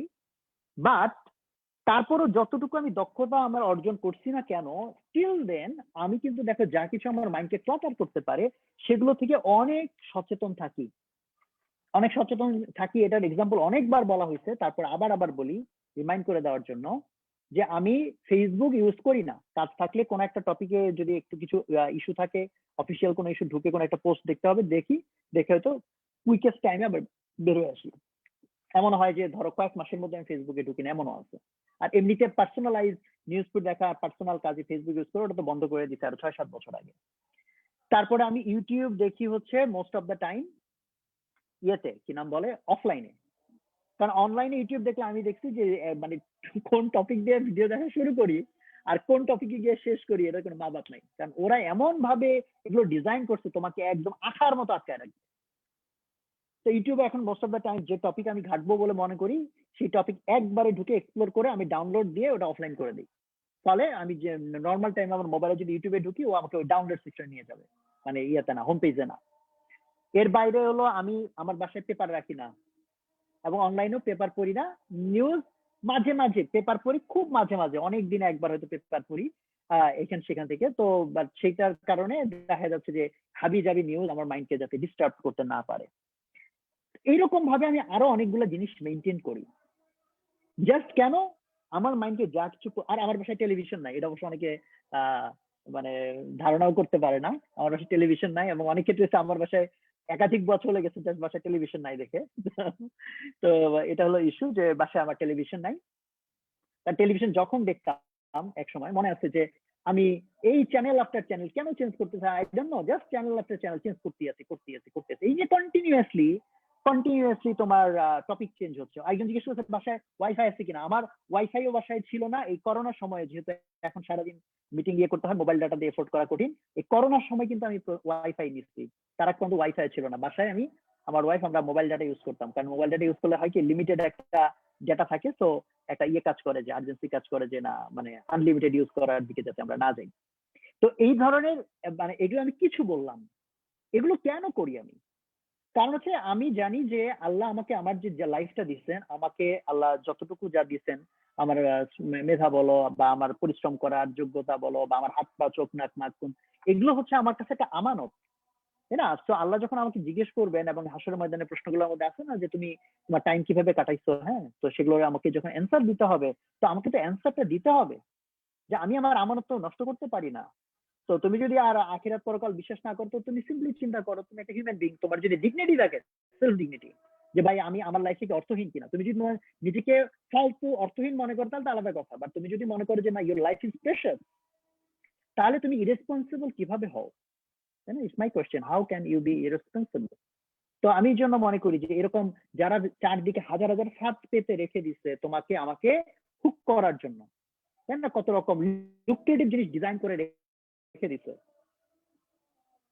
এবং যে কোনো অভ্যাসের জিনিস, যেমন ধরো মুভি, আমি বোধহয় লাস্ট মুভি দেখছি কয় বছর হবে, বিয়ের পরে কোনো মুভি দেখতে মনে পড়ে না, 6-7 বছর হবে হয়তো লাস্ট মুভি দেখছি। হ্যাঁ, তাও মুভি দেখা সোশ্যাল মিডিয়ার চেয়ে এই অর্থে ভালো যে ওটা তোমাকে কন্টিনিউয়াস ডিস্ট্রাক্ট করে না, একটা সিঙ্গেল টপিক তুমি যে টানা দেখে ফেলো, বাট এগুলো তাও মানে খুব কম। আর আর কি, তো এরকম যে যা কিছু তোমার মাইন্ডকে ডিস্ট্রাক্ট করে, এবং এর বাইরে কিন্তু আরো অনেক ধরনের এলিমেন্ট আছে যেটা তোমার মাইন্ডকে ডিস্ট্রাক্ট করতে পারে। যেমন ধরো জাজমেন্টাল হওয়া। তুমি ধরো বিভিন্ন বিষয়ে জাজমেন্টাল, ওর এটা হয় নাই, ও এটা খারাপ, সরকারের এটা খারাপ হয়েছে, অমুক এই কথা ঠিক বলে নাই, এই যে সারাদিন তুমি মানুষকে জাজ করতেছো, এটা কিন্তু hundreds of internal conflict and talking and defocusing create করে। কন্টিনিউয়াস তোমার মাইন্ডের মধ্যে নেগেটিভিটি ঢুকতে থাকে। ফলে যেমন এইটা আমি খুব সচেতন ভাবে চেষ্টা করি, যদি কোনো কারণে আমাকে পারপাসফুলি জাজমেন্টাল হইতে হয়, যে ধরো এইচআর এর একটা ইস্যু, কাউকে ইভ্যালুয়েট করতে বসছি, ওর পারফরমেন্স ভালো না খারাপ, তখন তো আমার জাজ করতেই হবে। বাট আদার দেন দ্যাট, অর্থহীন ভাবে ডে টু ডে লাইফে আমি ট্রাই করি টু কন্ট্রোল মাই সেলফ, আমি যাতে জাজমেন্টাল না হয়, কন্টিনিউয়াস প্রত্যেকটা জিনিসকে আমি যাতে জাজ করতে না থাকি, এটা ঠিক আছে, ওটা ঠিক নাই, এটা ঠিক আছে, ওইটা ভালো, ওইটা খারাপ। এইটা তোমার মধ্যে ওই যে ইন্টারনাল এরকম ডিস্ট্রাকশন তৈরি করে দেয়, হ্যাঁ, টকিং তৈরি করে দেয়, যেটা যেটা তোমাকে ফোকাস নষ্ট করতে পারে। তো এই জন্য আহ এই জন্য এই ধরনের বিষয়গুলো তোমাকে সেলফ অ্যাওয়্যার হতে হবে, যে তোমার মাইন্ডের মধ্যে যেসব টকিং চলতেছে কন্টিনিউয়াস, তুমি তুমি ধরো পড়তে বসছো, ডিফোকাসড হয়ে মাইন্ড কোন কোন টপিকে যাচ্ছে, তুমি দেখো যে ওই টপিকে কেন গেল, ওই টপিকটা কোত্থেকে ক্রিয়েট হয়েছিল, কারণ প্রত্যেকের জন্য হয়তো ডিফারেন্ট। তখন তোমাকে সচেতন ভাবে ট্রাই করতে হবে ওই সোর্স গুলো যেটা তোমার টাইমকে মাইন্ডকে আজাইরা জিনিসে নিয়ে যাচ্ছে বারবার, ওগুলাকে তোমাকে আগে অফ করার এফোর্ট দিতে হবে। অ্যান্ড দেন তোমাকে হচ্ছে মাইন্ডকে যে ঠিক করার জন্য যেসব প্র্যাকটিস আছে, ব্রিদিং প্র্যাকটিস বা এই যে রিলিজিয়াস যে রিচুয়ালস গুলো আছে, তখন হচ্ছে সাথে আবার এই প্র্যাকটিস গুলো তোমাকে শুরু করতে হবে, সাইলেন্স প্র্যাকটিস, এগুলো তোমাকে শুরু করতে হবে। বাট এই যে you need to have very higher motivation for that, because Facebook চালানো যে পরিমাণ অ্যাডিকটিভ, ইউটিউব চালানো বা এই জাতীয় জিনিসগুলা, গেমস খেলা, ও গেমস তো বলি নাই, গেমস হলো সুপার অ্যাডিকটিভ জিনিস, গেমসের ধারে কাছেই যাওয়া যাবে না। বাট তুমি বলতে পারো যে ভাই আপনার এত নসিহত দরকার নেই, বর্তমানে আমি আমার লাইফ এনজয়, হ্যাঁ তো করো, আমার সেটা নিয়ে আমি জাজমেন্টাল হতে চাই না। তুমি যদি তোমার লাইফকে মূল্যবান না মনে না করো এবং যেন তেন ভাবে এটাকে নষ্ট করতে চাও, আমি কি এটা ঠেকানো? না, আমি তো কেউ এটা ঠেকানোর না। তো এটা এটা তোমার চয়েস, ইটস ইউর চয়েস। তো তুমি যদি তোমার লাইফকে প্রেশাস মনে করো, তাহলে এটা তোমার চয়েস যে তুমি তোমার লাইফকে কিভাবে ডিজাইন করবা। যদি প্রেশাস মনে করো, তাহলে you have to design carefully. হ্যাঁ, এটা মূল্যবান জিনিস, তুমি যেন তেন ভাবে ধরো, তুমি তুমি জাস্ট ধরো হলো 5 টাকা নিয়ে মার্কেটে যাবা, তো 5 টাকা পকেটে রাখছো, ম্যাটার করে না, বিকজ 5 টাকা কে নিতে যাবে। বাট তুমি যদি 5 কোটি টাকা নিয়ে এখান থেকে ধরো ইয়েতে যাবা, চিটাগাং যাবা, তাহলে you have to design carefully. এই 5 কোটি টাকা মানুষ জানলো কিনা, আমারে হাইজ্যাক করলে কোথেকে হাইজ্যাক করতে পারে, আমি প্রোটেকশন নিচ্ছি কিনা, আমি কোন ভেহিকেলে যাবো যাতে মানুষ এটা বুঝে বা টের না পায়, বা টাকা নিয়ে গেল যাতে সেটা মানে আমি এটা উদ্ধার করতে পারি, তাই না? You need to have lot of precaution. কখন তুমি সেই প্রিকশন নিচ্ছ? যখন তুমি একটা জিনিসের মূল্য বোঝো। তো তুমি যদি তোমার লাইফের মূল্য বোঝো, তাহলে তোমাকে এই প্রিকশন গুলো নিতে হবে। তোমাকে গাধা হইলে হবে না। হাজার হাজার মানুষ তো ইয়ে করে রাখছে, তাই না, মানে দিয়ে রাখছে তোমাকে হুক করার জন্য, তোমাকে বেঁচে খাওয়ার জন্য। কারণ আজকালকার সোশ্যাল মিডিয়া কি বেঁচে খায়? তোমাকে বেঁচে খায়, তোমার টাইম বেঁচে খায়।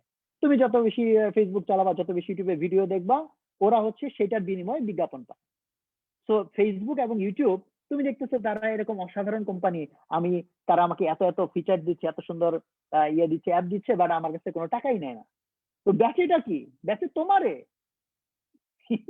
You are their product, you have become their product. ফলে তুমি নিজেকে বাকিদের পণ্য বানাবা কিনা, বাকিরা তোমাকে ইউজ করে তারা ফায়দা লুটতে তুমি দিবা কিনা, ইটস ইউর চয়েস। হ্যাঁ, ইটস ইউর চয়েস। এই আর কি। কত বাজে? 7টা 19। কয়টায় শেষ করে দেওয়ার কথা? রাতুল আসো? হ্যাঁ ভাইয়া, আমাদের মোটামুটি হচ্ছে আচ্ছা, 7:30 পর্যন্ত টাইম আছে হাতে। ওকে, আচ্ছা।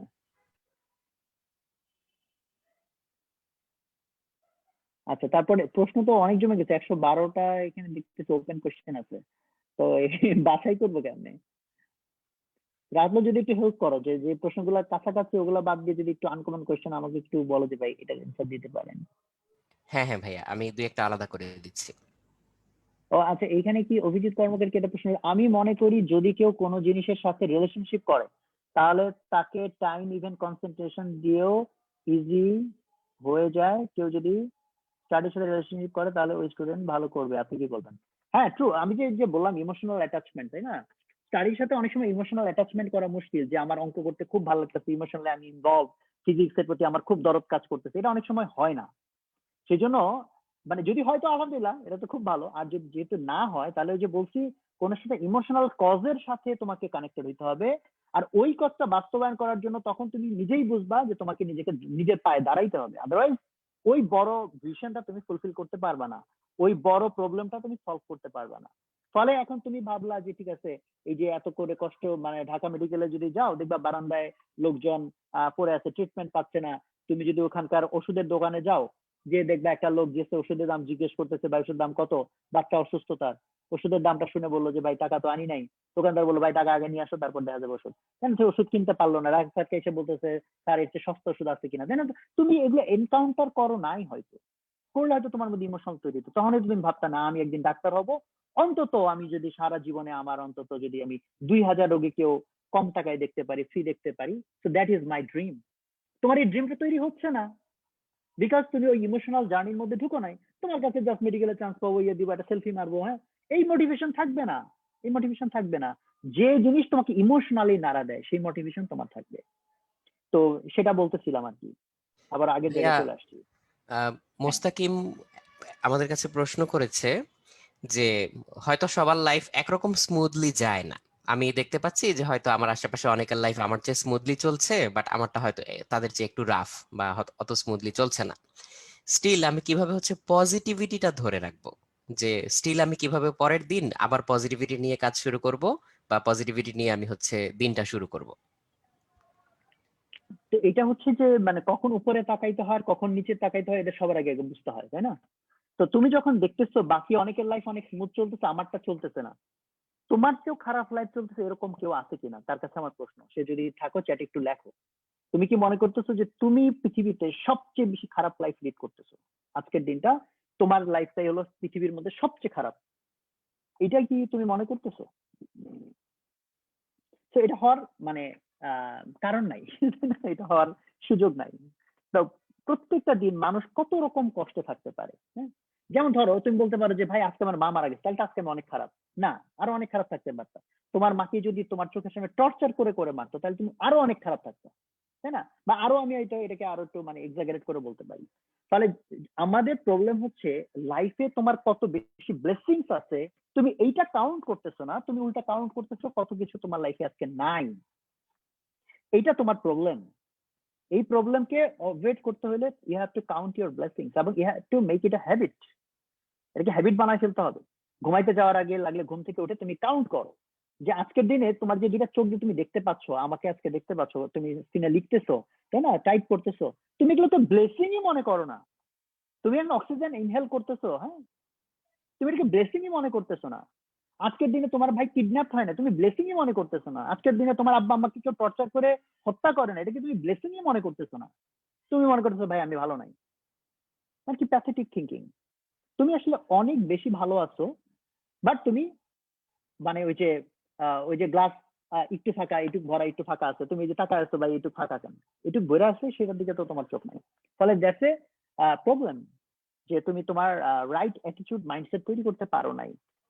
তো এই জন্য যেমন ধরো যে আমি অনেক জায়গায় বলছি যে মানে আমার চেয়েও যারা ব্রিলিয়ান্ট আমার ফ্রেন্ডদের মধ্যে ছিল, আমাদের জুনিয়রদের মধ্যে ছিল, তাদের অনেকে হয়তো আলহামদুলিল্লাহ আল্লাহ আমাকে এখন ধরো যে যতটুকু যা ব্লেসিং দিছে, হ্যাঁ, যতটুকু প্রতিষ্ঠান করতে পারছি বা মানুষের যতটুকু ভালোবাসা পাইছি বা পাচ্ছি, তো এই সবকিছু মিলাই কিন্তু আমি বলবো না যে এটা এটা আমার মেধা, এটা আমার ওইটা, এটা আমার ওইটার যোগ্যতা, তাই না?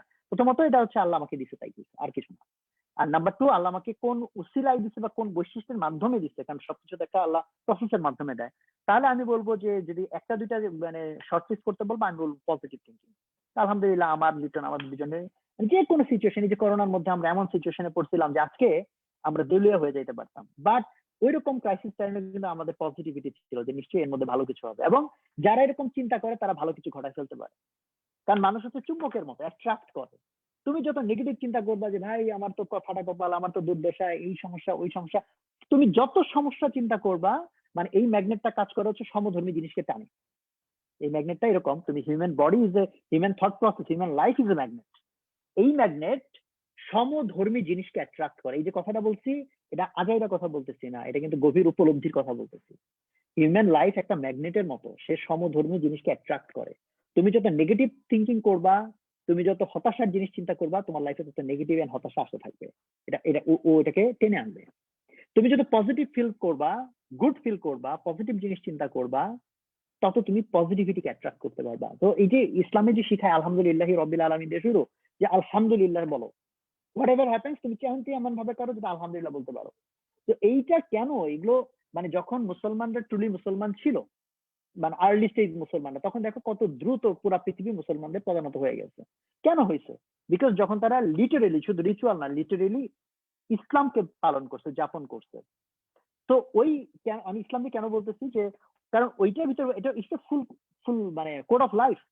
তো আল্লাহ আমাদেরকে শিখাই দিচ্ছেন, যদি আমরা বুঝে শুনে এগুলো করতাম, তাহলে ওই যে সমস্ত positive attitude and mindset and everything, এটা অলরেডি ইনবিল্ট আছে। যেমন ধরো, কারোর সাথে দেখা হলো, তুমি আসসালামু আলাইকুম বললা, মানে কি আপনার উপর শান্তি বর্ষিত হোক, মানে কি তুমি তার জন্য দোয়া করলা। এটা তো আমরা জাস্ট এমনি একটা মুখস্থ চোটে বলে দিলাম, বাট তুমি লিটারালি ফিল করো, তুমি একটা লোকটার জন্য দোয়া করলা। নেচার এমন ভাবে ডিজাইন, তুমি যখন অন্য কারোর জন্য দোয়া করবা, ব্লেসিং পাঠাবা, এটা আবার রিটার্ন হয় তোমার কাছে। কারণ তুমি যদি তার জন্য শান্তি কামনা করো, শান্তি শান্তি শান্তি শান্তি, মাথার মধ্যে শান্তি কামনা করো, শান্তি অ্যাট্রাক্টেড হবে, তোমার লাইফে শান্তি আসবে। তুমি আলহামদুলিল্লাহ আলহামদুলিল্লাহ আলহামদুলিল্লাহ যদি ফিল করো, মুখে মুখে জাস্ট বলো না, আরও না, বলো যে আই ফিল গুড, আলহামদুলিল্লাহ, আজকে আমি বেঁচে আছি, আজকে আমি দেখতে পাচ্ছি, আজকে আমার হাত দুইটা কাজ করতেছে, তাই না, আজকে আমি নিঃশ্বাস নিতে পারছি, আজকে আমি খাইতে পারতেছি, আজকে আমার আব্বা আম্মা বেঁচে আছে, বা অনেক কিছু, কত রকম ব্লেসিং আছে, থাউজেন্ডস অফ ব্লেসিং আছে, তাই না, থাউজেন্ডস অফ ব্লেসিং। তুমি যখন ব্লেসিং চিন্তা করো, আলহামদুলিল্লাহ ফিল করবা, তখন আল্লাহ তোমাকে আরো বেশি নিয়ামত দিবে, নিয়ামতের শুকরিয়া করবা, আল্লাহ আরো বেশি নিয়ামত দিবে। তো এই জিনিসগুলা এমন একটা ন্যাচারাল রুলস আল্লাহ বানাই দিচ্ছে, সেটা যদি মুসলমান ফলো করে সেও বেনিফিট পাবে, কাফের যদি ফলো করে সেও বেনিফিট পাবে। তো আমি এই জন্য কথার কথা বলছিলাম যে মুসলমানরা যখন মুসলমান ছিল, তখন তারা যখন লিটারেলি এগুলো প্র্যাকটিস করছে, কত দ্রুত দেখো তারা সবকিছুর মধ্যে তারা একটা তারা উইন করে ফেলছে। তো এই সেম জিনিসটা আমি বুঝাইতে চাইছি, ওই এসেন্সটা এটা, যে ইউ আর এ ম্যাগনেট। তো তুমি what type of things you want to attract towards your life, it's your decision, it's your choice. তুমি যদি চাও পজিটিভিটি অ্যাট্রাক্ট করবা, create positivity within you and you have to make it a habit, থেকে অভ্যাস বানায় ফেলতে হবে। আর যদি মনে করেন আমার লাইফে নেগেটিভ ভরে যাক, সারাদিন নেগেটিভ জিনিস চিন্তা করবা, মানুষের গীবত করবা, মানুষের পরচর্চা করবা, জাজমেন্টাল হবা, ও খারাপ সে খারাপ, সারাদিন ধরে মানুষকে গাইলাবা, এ ঠিক নাই ও ঠিক নাই, হ্যাঁ, তাহলে তোমার লাইফে সব ওই নেগেটিভিটি এসে জমা হয়ে যাবে। যারা এরকম করে তারা ভাইয়া নিজেরাও কিন্তু আসলে মানসিক শান্তিতে থাকে না, নিজেরা ওটা তো ভয়ঙ্কর মানসিক পীড়ার মধ্যে থাকে। পীড়া তো বরং ওর, অন্য কারো তো না। ধরো হ্যাঁ তুমি হ্যাঁ কারো নিয়ে খুব বিরক্ত, যে হ্যাঁ তুমি ধরো তোমার স্কুলের অমুক ফ্রেন্ডকে নিয়ে খুব বিরক্ত, যে এই তুমি যে বিরক্ত হচ্ছ কন্টিনিউয়াসলি, এটা কিন্তু একটা বিষয়। আমি তোমার যে সাইন্টিফিক্যালি স্পিকিং, তুমি যদি খুব মানে কারোর প্রতি খুব রাগ, ঘৃণা, হিংসা এসব ফিল করো, তখন যদি তোমার বডির ভিতর রক্ত এবং আরো কিছু উপাদান টেস্ট করা হয়, এখানে টক্সিক লেভেল বেড়ে যায়। লিটারালি কেমিক্যালি তোমার বডির ভিতর চেঞ্জ আসে, লিটারালি চেঞ্জ আসে। আর তুমি যদি গুড ফিল করো, লিটারালি তোমার বডির ভিতরে পজিটিভ চেঞ্জ আসে, কেমিক্যালি চেঞ্জ আসে। হ্যাঁ, তাহলে তুমি যখন কারো সম্পর্কে নেগেটিভ জিনিস চিন্তা করতেছো, ক্ষতি তো ওর হচ্ছে না, তুমি ওর উপর খুব খিস্টা আছো, তুমি ওরে নিয়ে নেগেটিভ কথা বলতেছো, তোমার মাথা গরম হয়ে যাচ্ছে, প্রবলেম সব তোমার হচ্ছে, ওর তো হচ্ছে না। তাহলে তুমি এরকম বোকা কেন হবা? এবং মানুষ নর্মালি এরকম খেপে কার উপর? শত্রু পক্ষের উপর। তো তুমি তো তোমার শত্রুরে জিতাই দিচ্ছ, কারণ তুমি ওর উপর খেপতেছো, মানে তুমি আরো হেরে যাচ্ছ, আরো হেরে যাচ্ছ, আরো হেরে যাচ্ছ। তুমি তোমার শত্রুরে জিতাই দিতে চাচ্ছ, তুমি হেরে যাওয়ার চেষ্টা করতেছো। তো এটা তো তুমি তাহলে কি বলবো, এক কথায় মূর্খ, এটা মূর্খ। বাট কেউ বলতে ভাইয়া, পারে যে ভাই আমি মূর্খ হইতে চাই, হ্যাঁ, ইটস ইউর চয়েস, মূর্খ হইলে হও, আমার কোনো সমস্যা নেই। ভাইয়া যদিও সময় প্রায় শেষ, তবুও আমি লাস্ট আরেকটা প্রশ্ন একটু করতে চাচ্ছি। মোসাদ্দেক আমাদেরকে প্রশ্ন করেছে যে, এটা অবশ্য মানে স্পেসিফিক কোনো টপিক রিলেটেড না, জীবনের জন্য, যে প্রতিভা এবং পরিশ্রম এই দুইটার মধ্যে আমরা হচ্ছে কোনটাকে এগিয়ে রাখবো? মানে এগিয়ে রাখার কিছু নাই, এটা হ্যান্ড ইন হ্যান্ড কাজ করে, প্রতিভা পরিশ্রম ছাড়া ক্রিয়েট হয় না। হ্যাঁ থাকে, কিছু ন্যাচারাল জিনিস থাকে, ডেফিনেটলি থাকে, মানে এটা অবশ্যই ট্রু। এবং প্রত্যেকের প্রতিভা বা প্রত্যেকের মাথা কোনো সার্টেন একভাবে কাজ করে না, কারো হয়তো ম্যাথের মাথা খুব ভালো কাজ করে, কারো কেউ হয়তো তার ডিজাইন সেন্স খুব ভালো কাজ করে, এই জিনিসগুলো ট্রু আছে। বাট যতটুকু বাই ডিফল্ট থাকে, এইটুকু যে পৃথিবীতে ওয়ার্ল্ড এক্সিলেন্স কোনো কিছুতে ক্রিয়েট করা যায় না, জন্মগত প্রতিভা দিয়ে তুমি সবকিছু করে ফেললা, it is very rare. But তোমার মধ্যে যে প্রতিভাই কাজ করে বা যে যোগ্যতাটি আছে না কেন, এটাকে এনহ্যান্স করতে হলে তোমাকে এনাফ এফোর্ট ছাড়া এনহ্যান্স করা যাবে না। So you show me one single guy, ধরো তুমি খেলোয়াড় দিয়ে যদি কম্পেয়ার করো, কারণ খেলা জিনিসটা তো ভিজুয়ালি দেখা যায়, তো উদাহরণটা বোঝা সহজ। তুমি যে কোনো একটা খেলোয়াড়কে দেখাও যে হচ্ছে এত ভালো প্রতিভা ছিল, প্র্যাকটিস ছাড়াই সারা পৃথিবীর 1 নাম্বার খেলোয়াড় হিসেবে বিবেচিত হয়েছে। You show me one single player. তুমি কি বলবা যে সচিন টেন্ডুলকার কি মেধাবী নাকি মেধাবী না? ডেফিনেটলি মেধাবী। টাইগার উডস কি মেধাবী কিনা? রোনালদো মেসি অথবা ম্যারাডোনা কি মেধাবী কিনা? অবশ্যই মেধাবী। তার মানে কি পরিশ্রম ছাড়া ওরা রোনালদো মেসি এবং সচিন হয়ে গেছে? ইভেন সচিন যখন অবসরে যায় তখনও ডেইলি কত আওয়ার্স জানো তো, 7-8 না কত ঘন্টা ডেইলি সে প্র্যাকটিস করতো। ইভেন যখন সে অবসরে যাচ্ছে, অতদিনের সে তো মাস্টার প্লেয়ার, এতক্ষণ ধরে প্র্যাকটিস কেন করছে? বিকজ প্রতিভা সবার মধ্যেই আছে, তো এটা কোনো নাথিং স্পেশাল। হয়তো প্রতিভাটা এক একজনের ভিন্ন ভিন্ন জায়গায় আছে, শুধু ওই বাই ডিফল্ট প্রতিভা দিয়ে কেউ কখনো এক্সিলেন্স ক্রিয়েট করতে পারে না। ওইটাকে মানে প্র্যাকটিক্যালি এনহ্যান্স করে আউটপুট পর্যন্ত যদি আনতে হয়, তাহলে তো পরিশ্রমের কোনো বিকল্প নাই, তাই না? সেটা ছাড়া পৃথিবীতে কেউ সেটা করতে পারেও নাই। তুমি যদি এখন খেলোয়াড় বাদ দাও, এখন ধরো তুমি অন্টারপ্রেনারদের মধ্যে আসো, স্টিভ জবস এর কথা বলো, বিল গেটস এর কথা বলো, তারা দেখো কি পরিমাণ পরিশ্রম করছে। তুমি ইভেন যদি কবি সাহিত্যিক ইভেন চিত্রকর দেখো, তারাও দেখো ঘন্টার পর ঘন্টা ঘন্টার পর ঘন্টা কিভাবে তারা এফোর্ট দিচ্ছে, তাই না?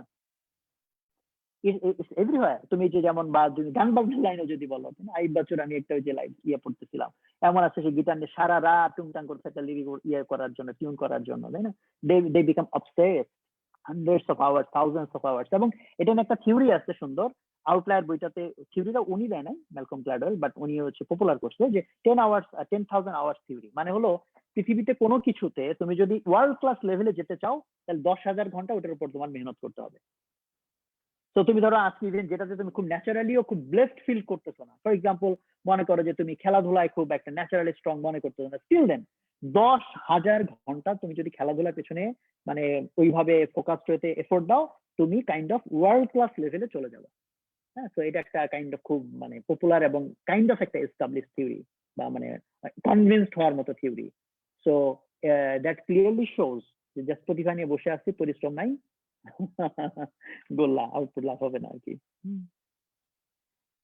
প্রতিভাটা ক্রিয়েট হয়, হ্যাঁ, এই মানে প্রতিভাটা মানে যে প্রতিভাটা কাজে লাগে, ওই প্রতিভাটা ক্রিয়েট হয় তোমার ওই ইয়ের মাধ্যমে, পরিশ্রমের মাধ্যমে। ওকে, সো থ্যাংক ইউ ভাইয়া। হ্যাঁ, আরো অনেক প্রশ্ন আছে, বাট আই থিঙ্ক যে অনেকগুলো প্রশ্নের থিম কাছাকাছি, তো আশা করি অনেকগুলো থিমই হয়তো কভার হয়ে গেছে। আচ্ছা, অভিজিৎ কর্মকারের ওই প্রশ্নটা বা বলতে বলতে আরেকটা জিনিস মাথায় আসছিল, তো বলা হয় না, ডিস্ট্রাকশনের স্টুডেন্ট লাইফের সবচেয়ে বড় যে ফ্যাক্টরটা, সেটাই বলতে ভুলে গেছিলাম। ওই রিলেশনশিপ যখন লিখছিল তখনই মাথায় আসছিল, স্টুডেন্ট লাইফে ডিস্ট্রাকশনের সবচেয়ে বড় জিনিসটা হচ্ছে রিলেশনশিপ। সেই রিলেশনশিপ পড়ালেখার সাথে রিলেশনশিপ না, হ্যাঁ, সেটা হচ্ছে এই যে প্রেম ঘটিত ব্যাপার স্যাপার, হৃদয় ঘটিত ব্যাপার স্যাপার। তো এই ওয়ান সিঙ্গেল জিনিস মানে could be such a big distractor, এই একটাই গুড এনাফ তোমার লাইফে হেল বানায় ফেলার জন্য। দ্যাটস ওয়াই হচ্ছে যে এই ক্ষেত্রে আমি তোমাকে ঠিক হলো ওয়াজ নসিহত হালাল হারাম বলতে যাচ্ছি না, বাট আমি এটুকু বলতে যাচ্ছি যে ইউ বিকাম থিঙ্কফুল অ্যাবাউট ইট। তুমি যদি মানে ওই যে বললাম, তোমার লাইফ যদি তোমার কাছে প্রেশাস হয়, তোমার লাইফের ভবিষ্যতের আউটকাম যদি তোমার জন্য খুব ইম্পর্টেন্ট হয়, তাহলে you have to build your life. তো সেক্ষেত্রে যেগুলো source of distraction, source of defocus create করার যে ইয়েগুলো, সেটা তোমাকে ডেফিনেটলি সেটা অ্যাভয়েড করতে হবে। হুম।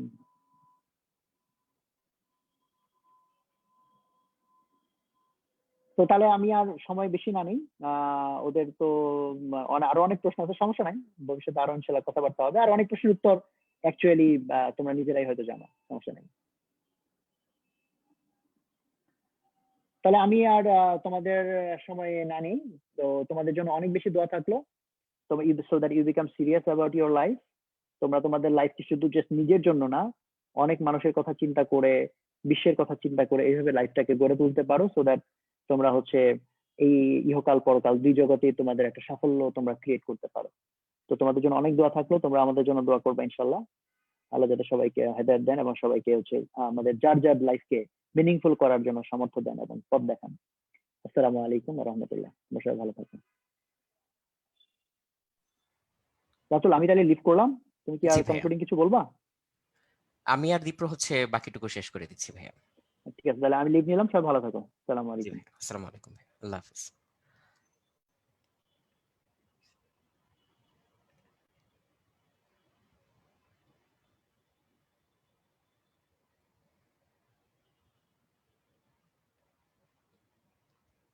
দীপ্র শুনতে পাচ্ছ?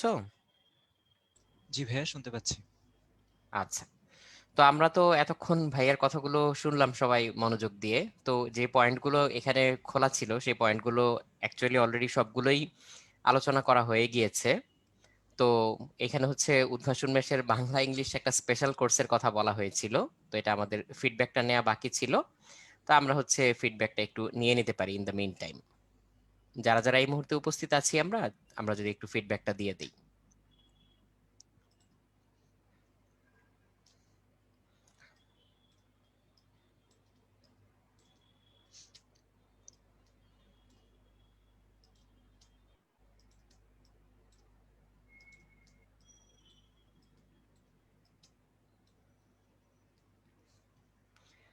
আর এই ব্যাপারেও অবশ্য অলরেডি আলোচনা হয়ে গিয়েছে যে কেন করোনাকালীন সময়টা আমাদের কাজে লাগানো উচিত। কারণ এই টাইমে অনেকেই হচ্ছে পড়াশোনা থেকে একটু দূরে সরে যাওয়ার কারণে বা ডিফোকাসড হয়ে যাওয়ার কারণে অনেক স্কিলে মরচে পড়ে যাচ্ছে। আর বাংলা ইংলিশ আবার নতুন করে হঠাৎ করে আলোচনা এসছে এই কারণে যে এবার যারা হচ্ছে আহ ভর্তি পরীক্ষা দিতে যাচ্ছে তাদের জন্য হঠাৎ করে দেখা যাচ্ছে যে গুচ্ছ পদ্ধতির ভর্তি পরীক্ষায় বাংলা ইংলিশটা হচ্ছে ম্যান্ডেটরি করার একটা আলোচনা চলছে বলে আমরা হচ্ছে রিসেন্টলি শুনেছি। তো এই ব্যাপারে ফাইনাল কোনো ডিসিশন হওয়ার আগ পর্যন্ত এটুকুই আমাদের জানা ছিল। তো সেক্ষেত্রেও এর গুরুত্বটা আলাদা করে হচ্ছে প্রতীয়মান হচ্ছে। আর তাছাড়া আমাদের যেহেতু বোর্ড পরীক্ষার কথা যদি বলি, শুধু সায়েন্সের সাবজেক্ট তো না, সবগুলো বিষয়ের উপর আমাদের পরীক্ষা দিতে হয়। তো সেই ক্ষেত্রে আমাদের আশানুরূপ জিপিএ বা আশানুরূপ রেজাল্ট করার রাইট। পিছনে বাংলা ইংলিশ এই দুটো বিষয়ের গুরুত্ব কিন্তু থেকে যায়। সো আমি একটু ভেঙে বলে দিতে চাই, আমাদের বাংলা ইংলিশ কোর্স যেটা তোমাদের জন্য চালু করা হচ্ছে, সেটা কিন্তু এটা অলরেডি শুরু হয়ে গিয়েছে। এটা কিন্তু বেশি ক্লাস হয়নি, 2টো ক্লাস হয়েছে। এবং তোমরা যারা ইতিমধ্যে ভর্তি হও নাই, যদি ভর্তি হয়ে যাও, তোমরা কিন্তু প্রিভিয়াস ক্লাসগুলোর রেকর্ডেড ভিডিও সম্পূর্ণ দেখে নিতে পারবে। আর এই ক্লাসগুলো কিন্তু সপ্তাহে 2টা দিন, যখন তোমাদের এই যে physics chemistry math biology class থাকে না, অর্থাৎ শুক্রবার এবং শনিবার, প্রত্যেক সপ্তাহের শুক্রবার এবং শনিবার বাংলা এবং ইংলিশ ক্লাসগুলো হয়। সো তুমি যদি আমাদের ওয়েবসাইটে চলে যাও, আমি যদি একটু ছোট্ট করে দেখিয়ে দিই যে আমাদের এখানে উদ্ভাসের ওয়েবসাইটে যদি তুমি চলে যাও, তাহলে এই যে অন্যান্য কোর্সগুলোর পাশাপাশি প্রোগ্রামসমূহ ও রুটিনে গেলে এই যে HSC Bangla English special course, এখানে গিয়ে তুমি কিন্তু একবার রুটিনটা দেখে নিতে পারো যে আসলে কিভাবে আমরা বাংলা ইংলিশ কোর্সটা তোমাদের জন্য প্ল্যান করেছি। সো এখানে একটু খেয়াল করে দেখো যে প্রত্যেক শুক্রবার আর শনিবারে ক্লাস হয়, এবং 11 ডিসেম্বর থেকে এখন পর্যন্ত 2টো ক্লাস হয়ে গিয়েছে। সো সেগুলো ভর্তি হয়ে যাওয়ার পর কিন্তু তুমি ভিডিওটা দেখে নিতে পারবেই। আর দেখো, একদম ডিসেম্বরের 11 তারিখ থেকে শুরু করে আলটিমেটলি এই প্রোগ্রামটা পরীক্ষা সহ শেষ হচ্ছে আমাদের মে মাসের 5 তারিখে। সো যদি আমার কলেজ বন্ধ থাকে বা যদি খুলেও যায়, সেক্ষেত্রে আমি মনে করি শুক্র শনিবার এই 2টা দিন বাংলা ইংলিশের পিছনে তুমি সময় দিতেও পারো। এবং যেটা বললাম যে আসলে সিলেবাসগুলো কিভাবে কভার করা হবে ইংলিশ ফার্স্ট পেপার সেকেন্ড পেপারের এবং বাংলা ফার্স্ট পেপার সেকেন্ড পেপারের, সেই বিস্তারিতও কিন্তু এখানে দেওয়া আছে। সো আমাদের ফিজিক্স কেমিস্ট্রি ম্যাথ বায়োলজি সায়েন্সের সাবজেক্টগুলোর পাশাপাশি ওভারঅল তোমার বাংলা ইংলিশের যেই 400 মার্কস, সেটার প্রিপারেশনে কিন্তু এই ক্ষেত্রে হয়ে যাচ্ছে। তো আশা করি বিস্তারিত তোমরা রুটিনটা দেখে নিয়ে এরপর ভর্তি হয়ে যেতে পারবে এখান থেকে। রাতুল ভাইয়া।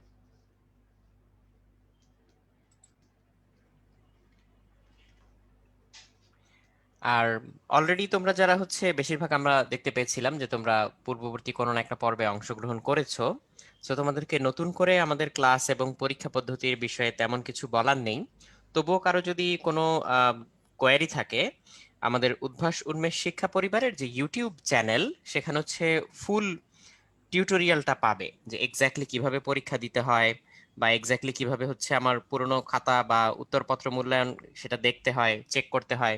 এই সব কিছু তুমি এখানে পেয়ে যাবে। তো কাজেই সেটা নিয়ে আমি আজকে আর বাড়তি সময় নষ্ট করছি না, যেহেতু অলরেডি আমাদের টাইম অনেকখানি হয়ে গিয়েছে। তো আমি শুধুমাত্র এটাই বলবো যে শুধুমাত্র আলোচনায় অংশগ্রহণ করাটাই তো আসলে মূল ব্যাপার না। তো সেই আলোচনা থেকে আমরা যেটা শিখলাম বা যেটা জানলাম সেটাকে কাজে পরিণত করার মাধ্যমে আমরা আসলে হচ্ছে সাফল্যের দ্বার প্রান্তে পৌঁছাতে পারবো। তো সবার প্রতি আসলে এই আহ্বানটাই থাকবে যে আমরা যাতে হচ্ছে সম্পূর্ণভাবে এই ব্যাপারগুলো মেনে চলতে পারি এবং যে জিনিসগুলো আমরা নিজেরা বললাম, তোমরা নিজেরাই অনেক কিছু বলেছো যে এরকম অবস্থায় এরকম করা উচিত, ওরকম অবস্থায় ওরকম করা উচিত, সেই শিক্ষাগুলো যেগুলো আমরা নিজেরা স্বীকার করলাম, নিজেরা বললাম, নিজেরা হচ্ছে শেয়ার করলাম, সেগুলো যাতে আমরা আমাদের জীবনে কাজে লাগাতে পারি। আসলে আমরা সবাই তো আসলে হচ্ছে কোনো না কোনো টার্গেট নিয়ে আগাচ্ছি। সো সবার যাতে সেই টার্গেটটা, যে মনের মধ্যে যে বাসনাটা, সেটা পূরণ হয়, সেই উদ্দেশ্যে আমরা হচ্ছে কাজ করে যাচ্ছি। তো এই উদ্দেশ্যটা সবার সফল হোক, সেই শুভকামনা রইল সবার প্রতি। আর যে কথা দিয়ে শুরু করেছিলাম সেটা দিয়ে আবার আজকে শেষ করতে চাই, যে যে কোনো টার্গেট ফুলফিল করতে চাইলে বা যে কোনো বাসনা পূরণ করতে গেলে আমাদের যে রেগুলারিটি এবং সিনসিয়ারিটি মেনটেন করা উচিত, এটা যাতে আমরা কখনো ভুলে না যাই। আমরা যাতে ফেইথফুলি এবং সিনসিয়ারলি ইফোর্ট দিয়ে যেতে থাকি, তাহলে সেইভাবে ইফোর্ট দিয়ে যেতে থাকলে একসময় আমাদের সেখান থেকে ভালো একটা রেজাল্ট বের হয়ে আসবে বলে আমরা আশা করি। তো ধন্যবাদ সবাইকে, সবাইকে আজকে উপস্থিত থাকার জন্য এবং আমাদের সাথে আলোচনায় অংশগ্রহণ করার জন্য। সবাইকে আবারও শুভেচ্ছা জানাচ্ছি এবং আমি আজকে বিদায় নিয়ে নিচ্ছি। দীপ্র। সবাইকে অসংখ্য ধন্যবাদ আমাদের সাথে এতক্ষণ যে যেখান থেকেই অংশগ্রহণ করেছো। আর সবার প্রতি শুভকামনা জানিয়ে শেষ করতে চাচ্ছি, আমরা যাতে সবাই সুস্থ স্বাভাবিকভাবে আমাদের সামনের দিনগুলোতে এগিয়ে যেতে পারি। এবং সামনে যেহেতু আমাদের নতুন বছর শুরু হচ্ছে, নতুন বছরে যাতে আমরা এই বছরের যে নেগেটিভিটি গুলো ছিল সেগুলোকে কাটিয়ে উঠে পজিটিভলি আর একটু ভালোভাবে সামনের দিকে এগিয়ে যেতে পারি। আশা করি আমরা এই কামনা নিয়ে আজকের প্রোগ্রামটি এখানেই শেষ করছি। তো সবাই ভালো থাকবে, সুস্থ থাকবে। আসসালামু আলাইকুম, খোদা হাফেজ। আল্লাহ হাফিজ সবাইকে।